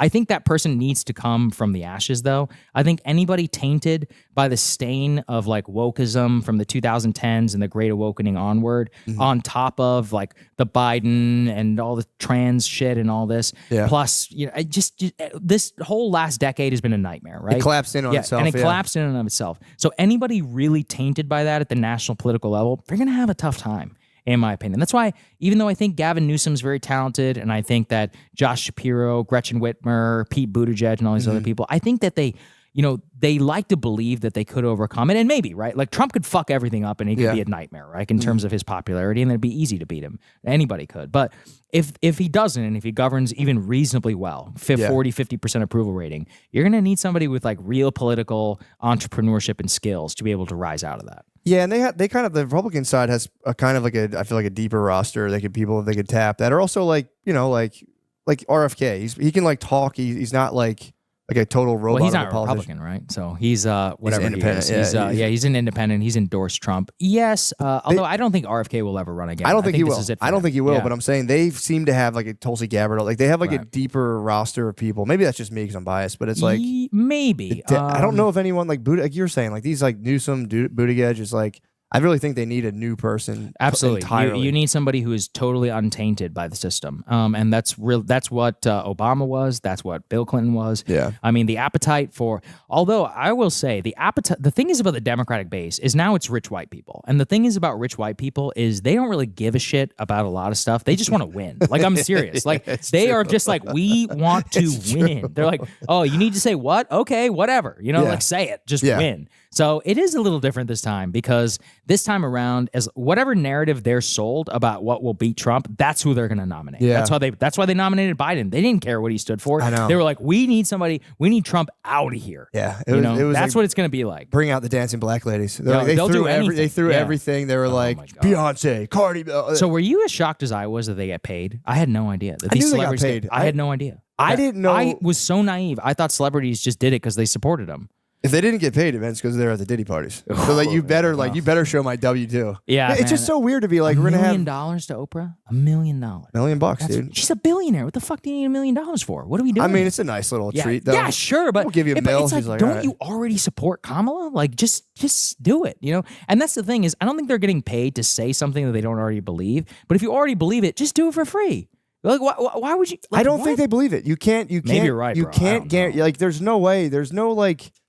Again, it's like Republicans. I'm not like a big Republican guy, but I really like zoom in on like the liberal Democrat, like the modern liberal Democrat type, it's like I don't really see a coherent vision at all. It's too bought in on the postmodernism, which is in itself is self-contradictory and goes nowhere. Definitely. So that's kind of what happened to them. They like it was their like Trump was the right's Energizer battery pack. Theirs was like the postmodern racial power versus worldview. Yeah, it's very odd. And it just literally collapses in on itself and it contradicts itself. Like, there's no hierarchies. It's like, well, who do you prefer, Trump or Biden? Well, there are hierarchies, all that bullshit.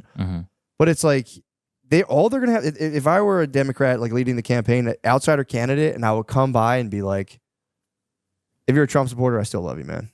That's all they have to. That's all they have to they made the whole dictator fascist playbook that they ran this time. That was very stupid, that they did. So I don't know how they're going to do it, man. I really don't. I have confidence that they will figure it out just because people are too triumphalist, as in, I know I was talking about the 2008 Obama wins, right? They're like, we will never lose an election again. James Carville literally wrote a book called 40 More Years about how the Democrats will be in power forever. Demographics are destiny. It's over. It's a white party. And now Donald Trump has won 2 out of the last 3 presidential elections. The last one, he won the popular vote and he won Latino men. He basically completed a racial realignment of U.S. politics. It's insane. Imagine going back, to 2008 and telling me that. That was only 16 years ago, man. It wasn't that long ago. And Obama lost his juice when they trotted him out to be like, go yell at young black guys. And dude, it just is like, man. It's like you sneering. Just like that's the thing.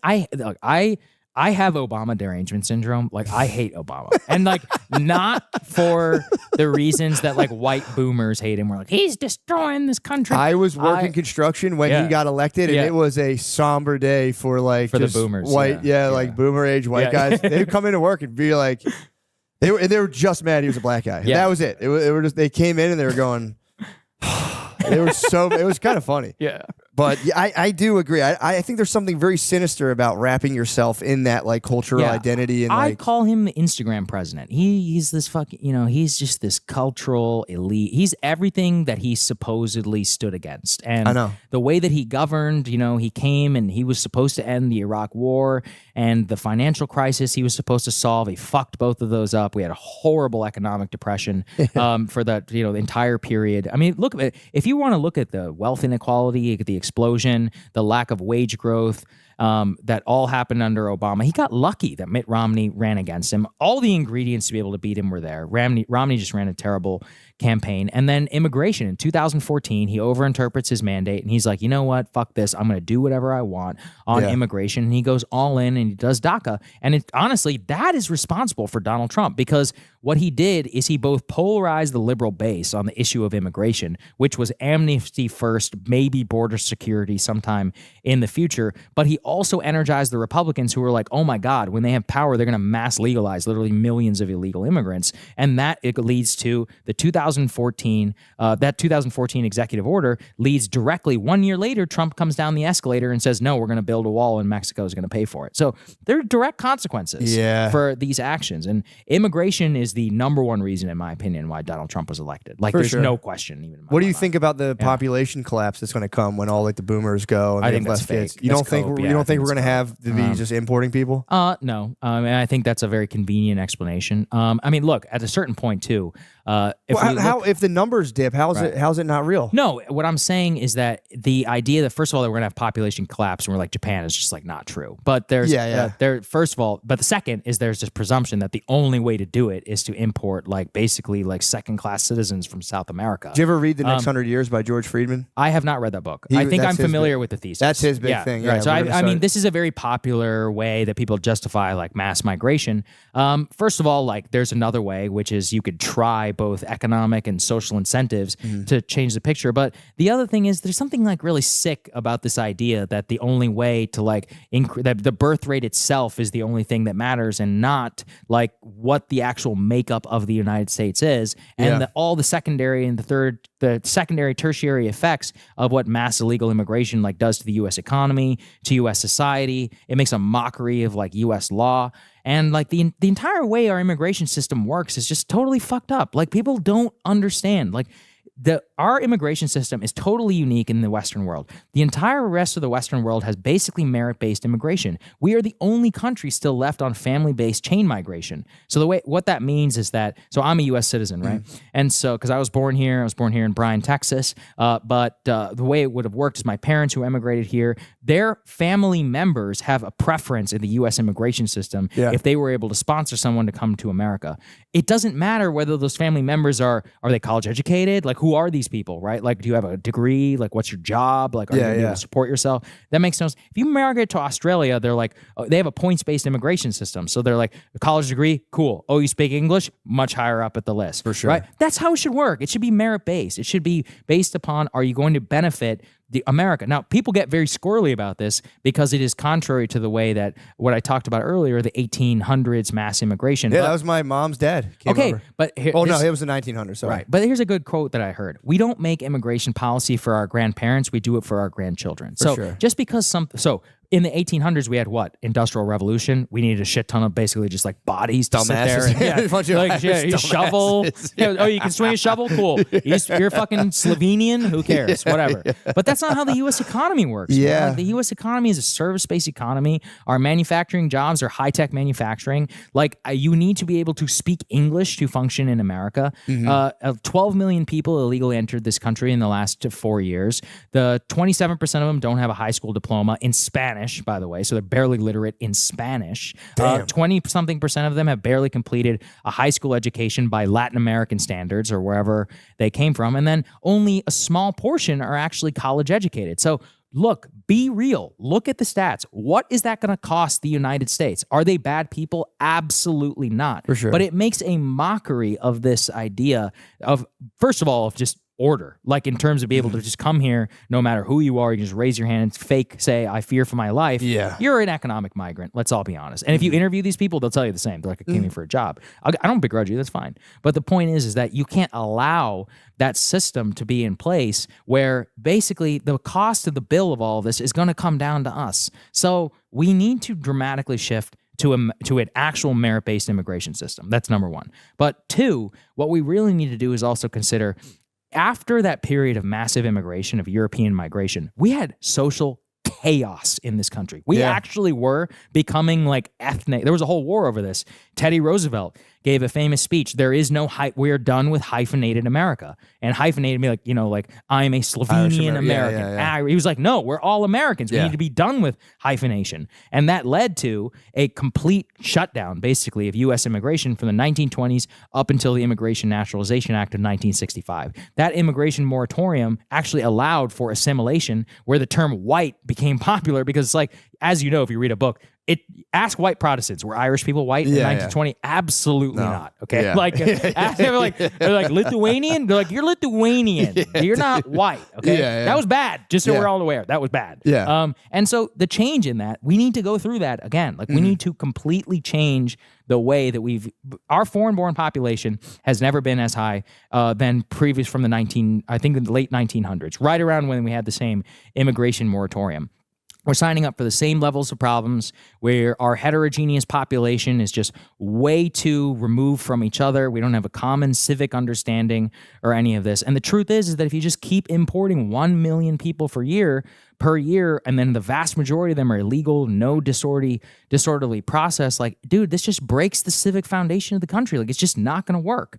And I say this as somebody whose parents came from India. Like, but that's my point, is I'm here now. I'm a citizen. Like, I have to care about my children, my grandchildren. What country are they going to grow up in? Yeah, and it's also it's like, so it is kind of a bullshit thing to be like, well, since your parents came, you have to decide. It's like, so I can change my fucking mind. Yeah, exactly. By the way, they left the third world so I could live in the first world, and I can make up my own mind. It's amazing. The best part of coming to America and to the West, anybody who is from like a Western or a non-Western country will know this. In non-Western countries, you're kind of like told what to do. There's a path, and there's a rigid class system, and there's like, this is how we live our life. And like, that's the best part about coming here, man. You can do whatever you want. You can say whatever you want. The social mobility here is better than anywhere else in the entire world, dude. And that was the problem. I went to school for social work. Like, when I got my graduate degree in social work, and you were like, if you brought up social mobility, the teachers would be like, that's a myth.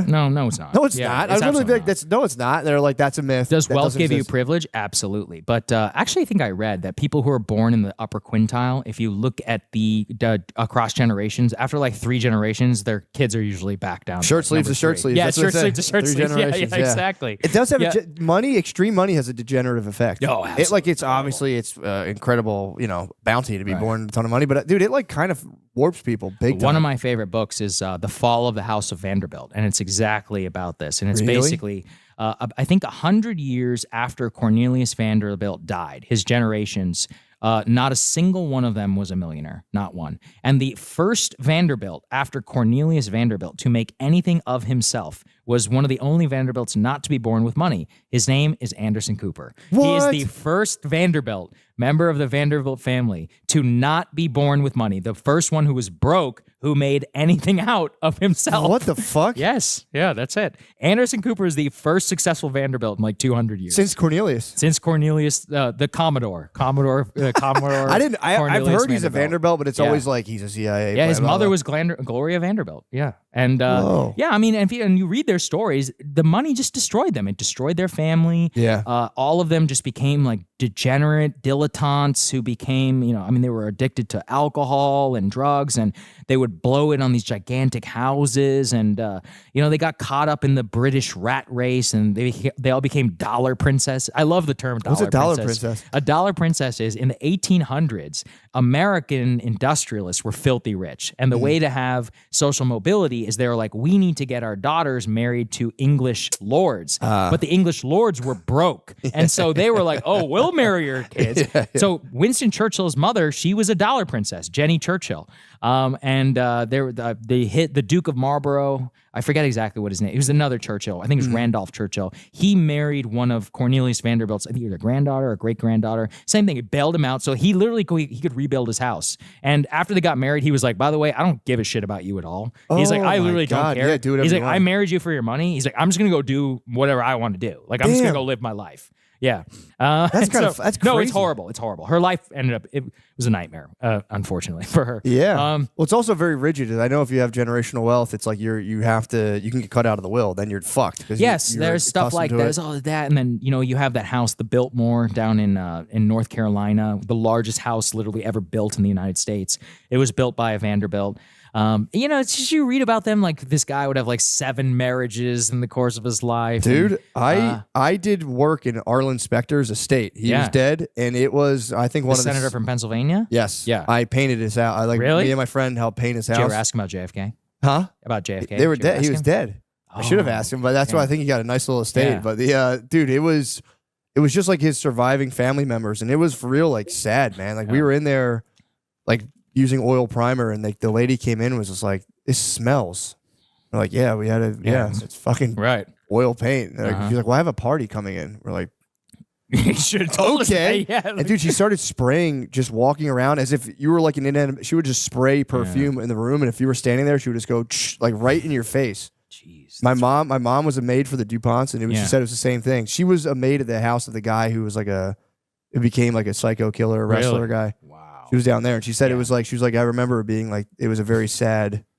It was just like a sad vibe in the house. I mean, after 100 years, basically destroyed them all. Yeah. And it is very sad because most of them, the burden of, and it's not just them. I read another book about the Astor family. I mean, John Jacob Astor was like one of the first like real millionaires in the United States. He was a slumlord in Manhattan. He was like this Dutch slumlord. He was like, hey, he's like, how many of you immigrants can I charge $20 today?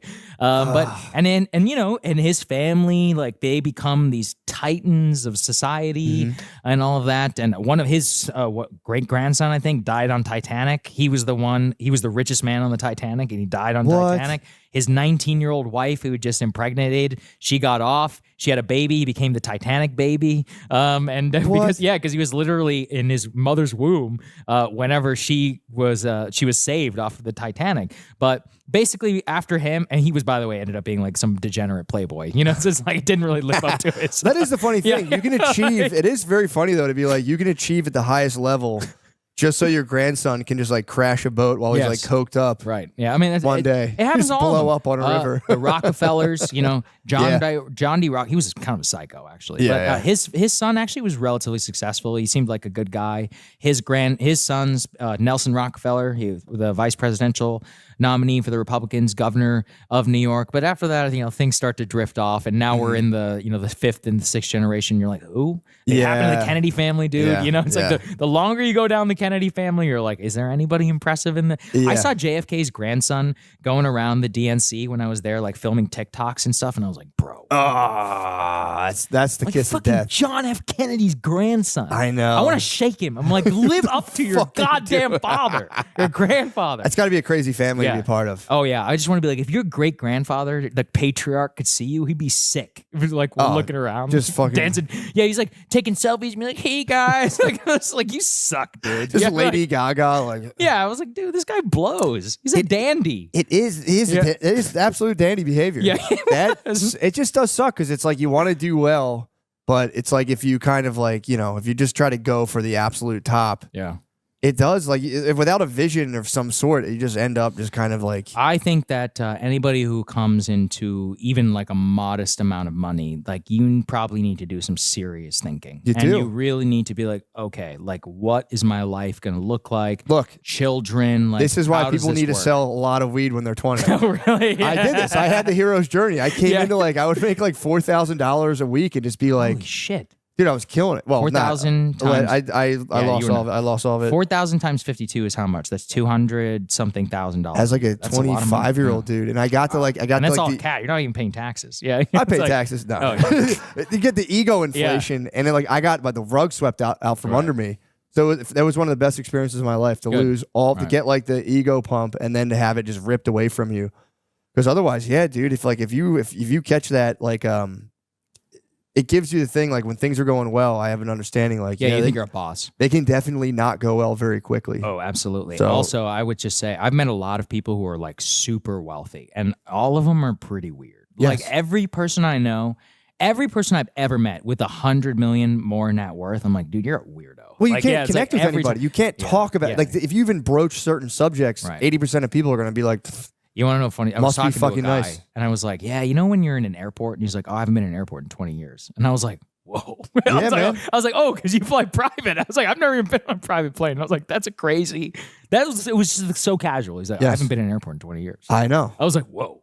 Yeah, Like, it's just like, okay. what a life. Yeah. Like, what does that even look like? Yeah, dude. I was talking to somebody one time excited about like flying first class, and he was like, Yeah. dude, my kids have never not flown private. And I was Okay, like, well, I didn't that's- even think about that. I was like, fuck. Yeah, but that probably really fucks them up. I mean, what are they going to do then whenever they have to fly economy? Either they'll be stoked. Oh, here's the thing. I remember Yeah. I grew up in like a upper middle class suburb. Mm. So like I moved to West Philly and I was in the hood and I was like, this is so cool. And then like, so maybe they'll just be on an airplane and be like, wow. Maybe. Yeah, but I mean, sometimes you're, what is it, like C on Southwest, and you're like trying to go for the middle seat or whatever, and you're like, my life sucks. Yeah, true. Like this- that's And that I'm would talking be- about plane. And now I'm talking about, you know this, you're Northeast guy. Megabus, like when you're taking like a midnight megabus to New York City to Yeah. take the cheapest one.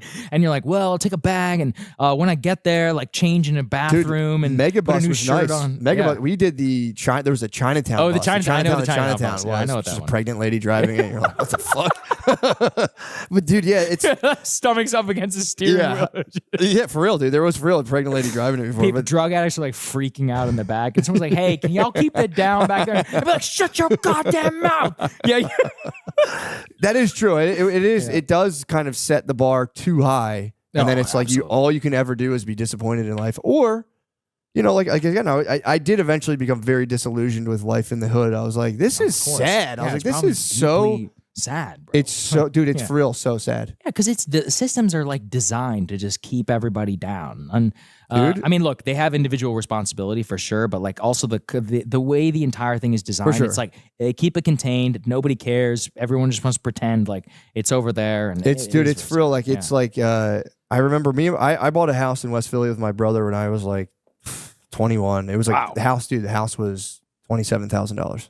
I lived in there. Whoa. Yeah, it was pretty Yeah, fucking that's awesome. actually But cool. the Did you hang on to it? Did you sell it? we sold it and then Oh, it got yeah. knocked down to me. It was structurally, it had a tree growing through the basement. Yeah, It was bad. But but I remember like going into like my neighbor's house and they were like, it's funny because when you live there, like there are a lot of like when you grow up, like I grew up, my parents watching Fox News. It's just the news being like black guys are up to no good again, and it's like so you get this like skewed picture. And then you meet the individuals, and you're like, damn, these are like some of the nicest people. Then there's people like just doing monstrous behavior. Mm-hmm. But I remember like the first time I walked into somebody's like my neighbor's house, it's like visually jarring because it's like everything's just fucked up. Like there's no symmetry. Everything's built fucked up, and it's like I remember like being there's just like bugs, and just being like, fuck, dude, that's like, it was like just crazy. I know. But then it's like that's why you have to do good. It's like the brutal reality behind all of like the. Let's save everyone political messaging. It's like, dude, you have to bail yourself out at the end of the day. You just have to. It's sad. It's not fair. I look at it. You have to do two ways. As in, we have to, of course, like design and move systems to create like a quality of opportunity. But you also have to have a responsibility given the circumstances. For example, like I don't know, any money, anything that you're working with. I'll often be like, what a bullshit. For example, and you guys probably have this too. Crystal and I co-own our shows. We're small business owners too. And we have to deal with all the small bit and all of the paperwork and all the fucking accounting and all the shit behind it is mind-numbing. It's stupid. It makes no sense. Yeah. It's genuinely not fair because these major corporations and all these other people get all of these crazy tax breaks and we're sitting here trying to figure this stuff out and it sucks all of our time and it's super stressful. Yeah. And I could just be like, oh, it's not fair. And it's actually not fair. The people who are small business owners, you get fucked. Like that's the reality. Yeah. But you just have to do it, right? So I'm like, okay, I'm just going to sit here. I'm going to spend 10 hours of my goddamn time learning the ins and outs of all of this to make sure I'm not getting ripped off when my account Why don't you just pay an account? Oh, you double check the account. Dude, you got to double check, you man. Do, yeah, I mean, that's look, true, that's true. I'm like you, Patreon and all this. I want to be a good steward of other people's money. Like, I don't want to be pissing people's money away. That makes sense. It's not nice. You can't do that to people. That makes sense, yeah. I mean, it's a serious responsibility when you're like, hey, pay me $10 a month. Like, it's not a fucking joke, dude. Yeah. You're like, actually, you have to become a steward of that money. For real. Well, hold on, like, man. If you want to give their money, man, that's... But no, I agree. You got to give them something. You got to do something. Yes, you can't just piss it away. You're working for them, and you can't just, and it's also money. It's like, look, I grew up Indian, so we're fun. We money. It means something. You're taught from a very young age, dude. Like, and I don't care how much money you have. Like $100 will always be $100 to me. I know exactly what that buys, and I know what it means and what it does, and like it's still. Well, it's funny because it's in where I'm from in Garnet Valley, Pennsylvania. There's been like a massive influx of the Indian population. Everyone I know, like people have like landscaping companies. They're like, bro, they're like just haggling on the fucking lawn. He's like, their lawns are this fucking high. Yeah. And they're like, oh, I'm not paying it. It's like my cousin's like, bro, they haggle me to fucking death. It's really funny. Yeah, fuck him. But yeah, right? yeah. That's what he gets. Yeah. But dude, it is like it's one of those things. I feel like India. It's like they were out of the race conversation for a long time. Of course we are. Yeah, we're the inconvenient minority. Because Asians in general are completely invisibilized by U.S. racial discourse. Big time. I mean, look, but you guys are killing it, dude. Yeah, we're the richest people in America. It's awesome. Yeah, I think it's cool. I mean, I'll say this: it's not really fair because Indians in America are like so-called like the twice selected elite. And so, why do they say that? Because India is 1 billion people. Okay. But the caste system where Brahmins, which is the top caste. Oh, I know. Those people. Oh, yeah. So you do know. Brahmins, 40%. I think it's only like 1 or 2% of India. My math could be wrong. Some Indians. But 40%. So 1 or 2% of India, but 40% of Indian Americans are Brahmins. So that means 40% of the people here are part of the top 1 to 2% already of the Indian caste system. Really? Yeah, because they're doctors, engineers, lawyers, people who are highly educated. So part of Brahmin culture. That's where I come from too, by the way. Okay, come from Brahmin. But I'm saying our family has generations. That makes sense. You wouldn't be able to get of revering like education, family. We don't drink alcohol. We're like, this is how we live our life. Like our life is about family. It's about furthering the next generation. Individualism really as a concept is like not part of that. And that's actually why I think it meshes really well with America is America will drag you to individualism. America will drag you to a little bit of consumerism, a little bit of like, you can be whoever you want to be. But the backstop that you have is like, no. This is not what we do. Like money, we don't spend it on stupid shit. When we have money, we spend it on books, on education. So my upbringing was like the budget is limitless for anything educational. The budget is like zero for anything stupid. For fucking around, And no offense, white people, but I have noticed you have proclivities for new cars and for nice sneakers. Check my ride, bro. And nice kitchens, and so I'll be like, so your kid's got $25,000 in debt, and you've got a new fucking kitchen. Interesting. In our culture, that shit does not fly. Yeah. But that's why I would say Indians are very successful in America because it's like we're both obviously highly educated. That's number one. But two, I really think the culture is a huge aspect of it.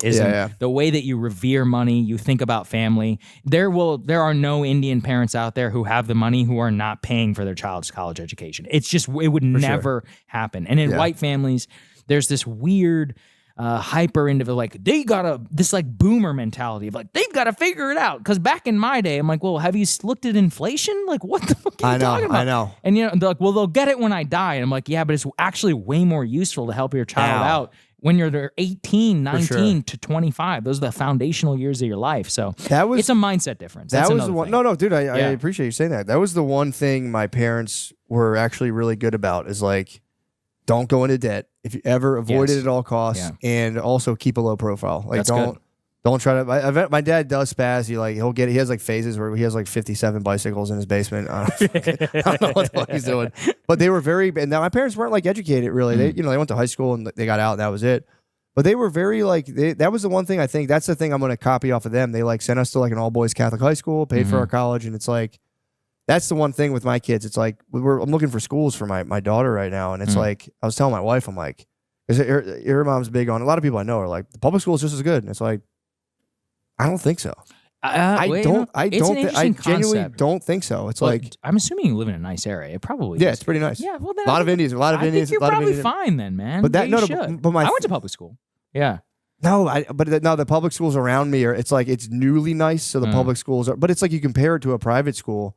And it's like, I mean, you've done well for public I'll give school. you two cases. I'll give you the case for it's and just against. My point is, sorry, before I cut you off, my point is if you can't afford it, you should spend money on your kids' education. Oh, definitely. That's all I was trying to say. Yeah, absolutely. And so in that case, it's interesting, but more what I meant in terms of that is sometimes people will be like, I don't know, like I knew a girl who wanted to take a graduate test, like study for the GRE, and she was like, oh, my parents won't pay for my GRE test, thing, but they have the money to pay for it. That's but they're crazy, like, you have to work to go for your GRE test prep. I'm like, what? Like, I was like, who are your parents? Like what? That's so ruthless. Yeah.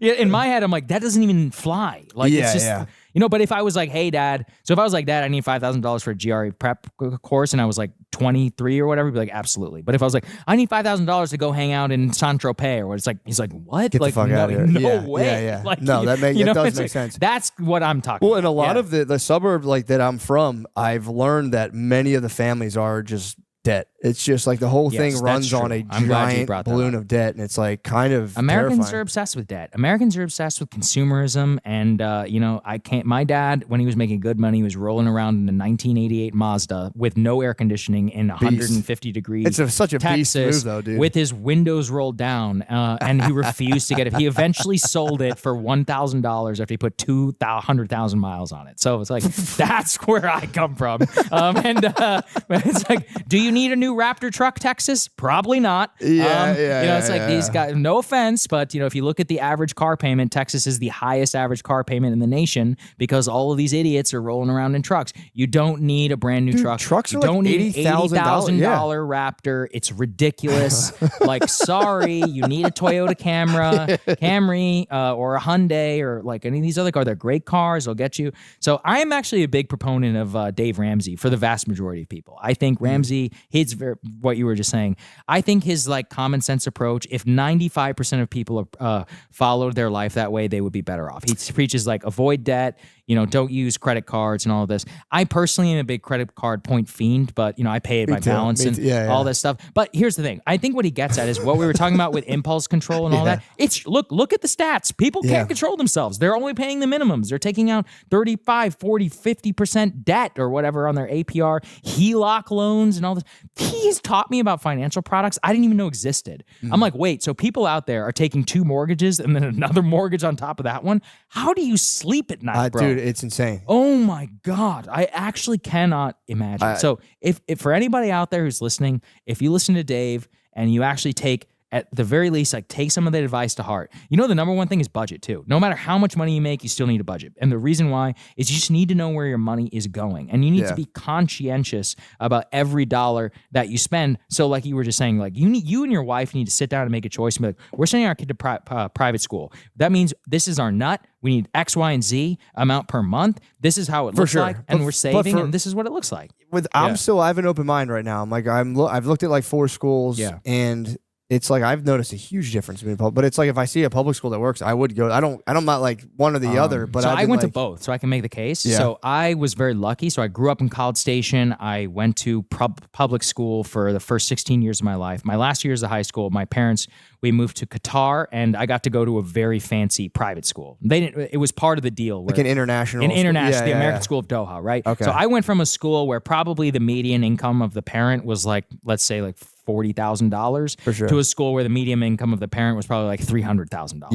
Like an elite school. It was an outrageously nice school, and we were flying for school trips. Like everybody there, their parents work for Exxon, and dude, that was one of the schools we looked at. Like we're gonna send your 4th grader to France for a week. I was like, what the fuck? I was like, no. That's what my last years of high school were like. That's crazy, and I will tell you, I definitely loved it. I loved it, but I would worry that if I had grown up in that environment, and anybody out there, if you've ever interacted with people who are in that bubble, there's a lot of downside to that, man. Like that's when you were talking about the first class thing. We went on a school trip once, and one of the kids had never flown economy before, and we were all flying economy together. He was like 17 years old. Like, what the fuck He is had this? never been in economy class. He'd only ever flown first. And frankly, he was a pampered little bitch, you know? It's like, and the people like that, like, there is something important, and I think about it too, where, you know, about the people that I grew up with. I didn't even love them that much, I'll be honest with you. But it was important. I got to interact with people from all across different walks of life. I think public education is very important. And I actually think at a young age too,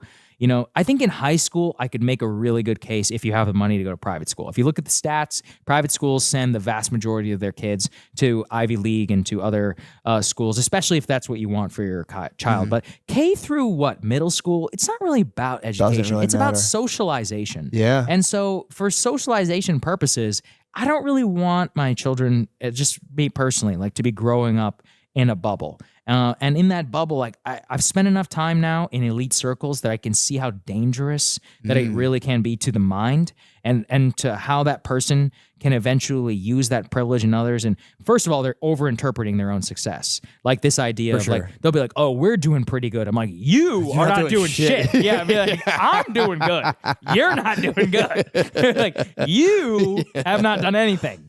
And yeah, dude, it is weird, man. That's the kind of the thing I've been struggling with. It's like, you know, because I don't want to be like, get them older and be like, what the fuck? You could have sent me to a nicer school. And I'm like, I didn't want you to be a dickhead. Yeah, but you can also just track each of your children, and like, what if one of them is real? Like, there are different types of schools. There's magnet schools, there's math schools, there's sports, there's drama, there's like all these other ones. Like, you gotta. What I would do is I would be like, okay, but first of all, again, K through 8 is about, it's not about education. Actually, a lot of that education, my man, is on you. All right? Exactly. So if anything, you're trying to pay somebody else to teach your kids how to read better. That's about you. You got to do it. You need to step up in the house. I'm fucking, what are you talking about, dude? We spelled her name the other day. But that's what I'm saying. You got to be keeping that shit up every day. Tutors and shit. After school. Not even tutors. You need to be engaged. You need to be making sure that you're sitting there and making this stuff done, because that's where the parent really is the most important.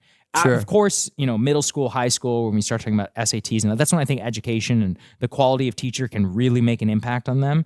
But that's by the time they're starting to become like formed as a human being and may have an idea of what they want to do. But those initial years, I think it's really just about learning how to like be a person in the world, about how to interact with others, following rule. Like, what does it mean to like live in a society and be in like this ordered weird thing that we call. So that's the purpose of school, man. Like, at the end of the day. That's why homeschool people are fucking weirdos. Can we all be honest?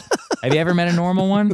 They're freaks. All right, it's true, man. Like, it's true. I know a couple people. I know people who are homeschooling right now. They're gonna be pissed at you, dude. I don't care. I mean, we met one homeschooled kid. Sometimes they do it in pods and they're okay. We met a homeschool kid in my baseball team, and like we drove him to tears. Yeah, you should. It was, and he deserved it. Yeah, I mean, like, so be honest. He deserved it, dude. Well, there is a huge aspect of the socialization for sure. Yeah, it's important for sure. It's but then it's important. like with the public schools, like, well, what are they getting socialized into? Then you look at all the other shit. they had going on with like, like when like, don't tell your parents if you want to trans, come to us and we'll send you to a That's doctor. fair. That was the shit that was free. You're living here in Texas, dude. What are you worried about? You're actually Dude, these schools, dude, now all the schools, I'm in Austin. Yeah. So the Yeah, schools sure, are like, dude, they're pretty fucking, they go pretty hard with that shit. And Interesting. that's the stuff that I'm like, but I don't know. What about the rest of the burbs around it? Round Rock, Fredericksburg, all those other places. They can't be there. I mean, I grew up around here, man. Like that's those people. Those are some Bible belters. You've been the last going for a I long checked. time, dude. Yeah, that's true. Yeah, right. You're This place changed. You left, bro. Yeah, that's true. I guess you're true. But that's kind of, I don't know. I went to a wall. We can get out of here soon. How long have we been doing, Josh? Damn, dude, we almost did a Rogan. Yeah, I'll let you out of here in a second. But Sweet.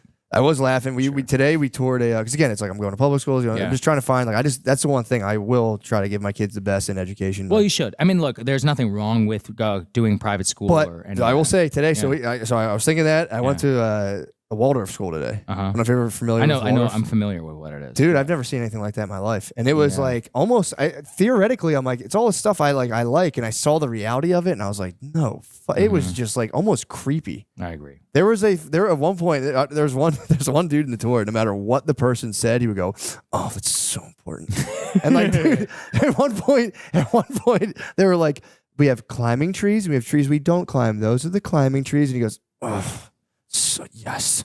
And then they were in another room and they were like, for math, we have a tactile sensory aspect where we have these marbles and they're actually counting the and the guy literally over marbles goes, oh, yes. I was like, dude, would you shut the fuck up? That's so weird. There becomes a point of it where it is like, there are some millennial it's like trends. a fake savior. Yeah. Like we did the entire Odyssey school play in 4th grade. It's like, yeah. all right, dude. Like, There's who's some this millennial for? trends, like the Waldorf. I need to look more into. I'm not 100%. I think they do well. I think it has like. But go ahead. I'm sorry. Well, I was gonna say gentle parenting is the one that I've become familiar with for this millennial trend of being like they don't say the word no, right? Yes. Everything is about redirection. And the Indian in me is like, how can you possibly turn out like a well-formed adult? Like actually a huge. Well, I would say a majority of adulthood is learning how to deal with the consequences of the word no. That's it's what like, adulthood you want a is. job? Fuck you. No. There's a you giant want more no. money? Fuck you. No. There's a giant no hovering over your entire life. Yeah, it's literally like you're like, or you want to go on a date? It's like, what are 99% of these women going to tell you? No, absolutely. I know. You're a loser. Actually, I know. Yes. Yeah, I go back. So it's like I grew up in like the rigorous old school, like if you get in trouble, you get hit, all that stuff. Yeah. I do think that's not a good idea to do. Probably. I think it's genuinely. It's like I don't think it's the end of the world, especially if you're not like getting drunk and like coming in for no reason. If there's like a rhyme and reason to it, it's not the worst thing. But I do think the punishing physically makes you as a kid like I'm not going to tell my parents anything. That's right. I don't want to get smacked. In No, the but head. they need consequences. They do need of a consequence. kind, right? Like you need to take away the things that they like, or be like you're in the silent treatment or stuff like. I think consequences are really important because man, when you get shielded from it, and honestly, even I remember like that first time when you're 22 years old and you graduate from college and you're actually out on your own and you really are. You're like, oh my god, like this sucks. Like, so now you make a bad decision and you're sitting there, and you're like, holy dude, and this is on me, and I'm by myself right now. Nobody's gonna bail you out right now. And I'm telling you, the worst possible is when you're making bad decisions and it's paying off because eventually it all hits you and you go, oh, and it comes for everybody, dude. And you go, oh man. And the older you get, you go, there's no way. I got to live my way through this now. And it's like, right, bro. Yeah, I agree. very important. Well, dude, thank you so much for coming. I can talk to you forever. I can talk to you forever, dude. I really enjoyed it. This is actually pretty fun. Dude, thank you, man. Appreciate you. Thank you.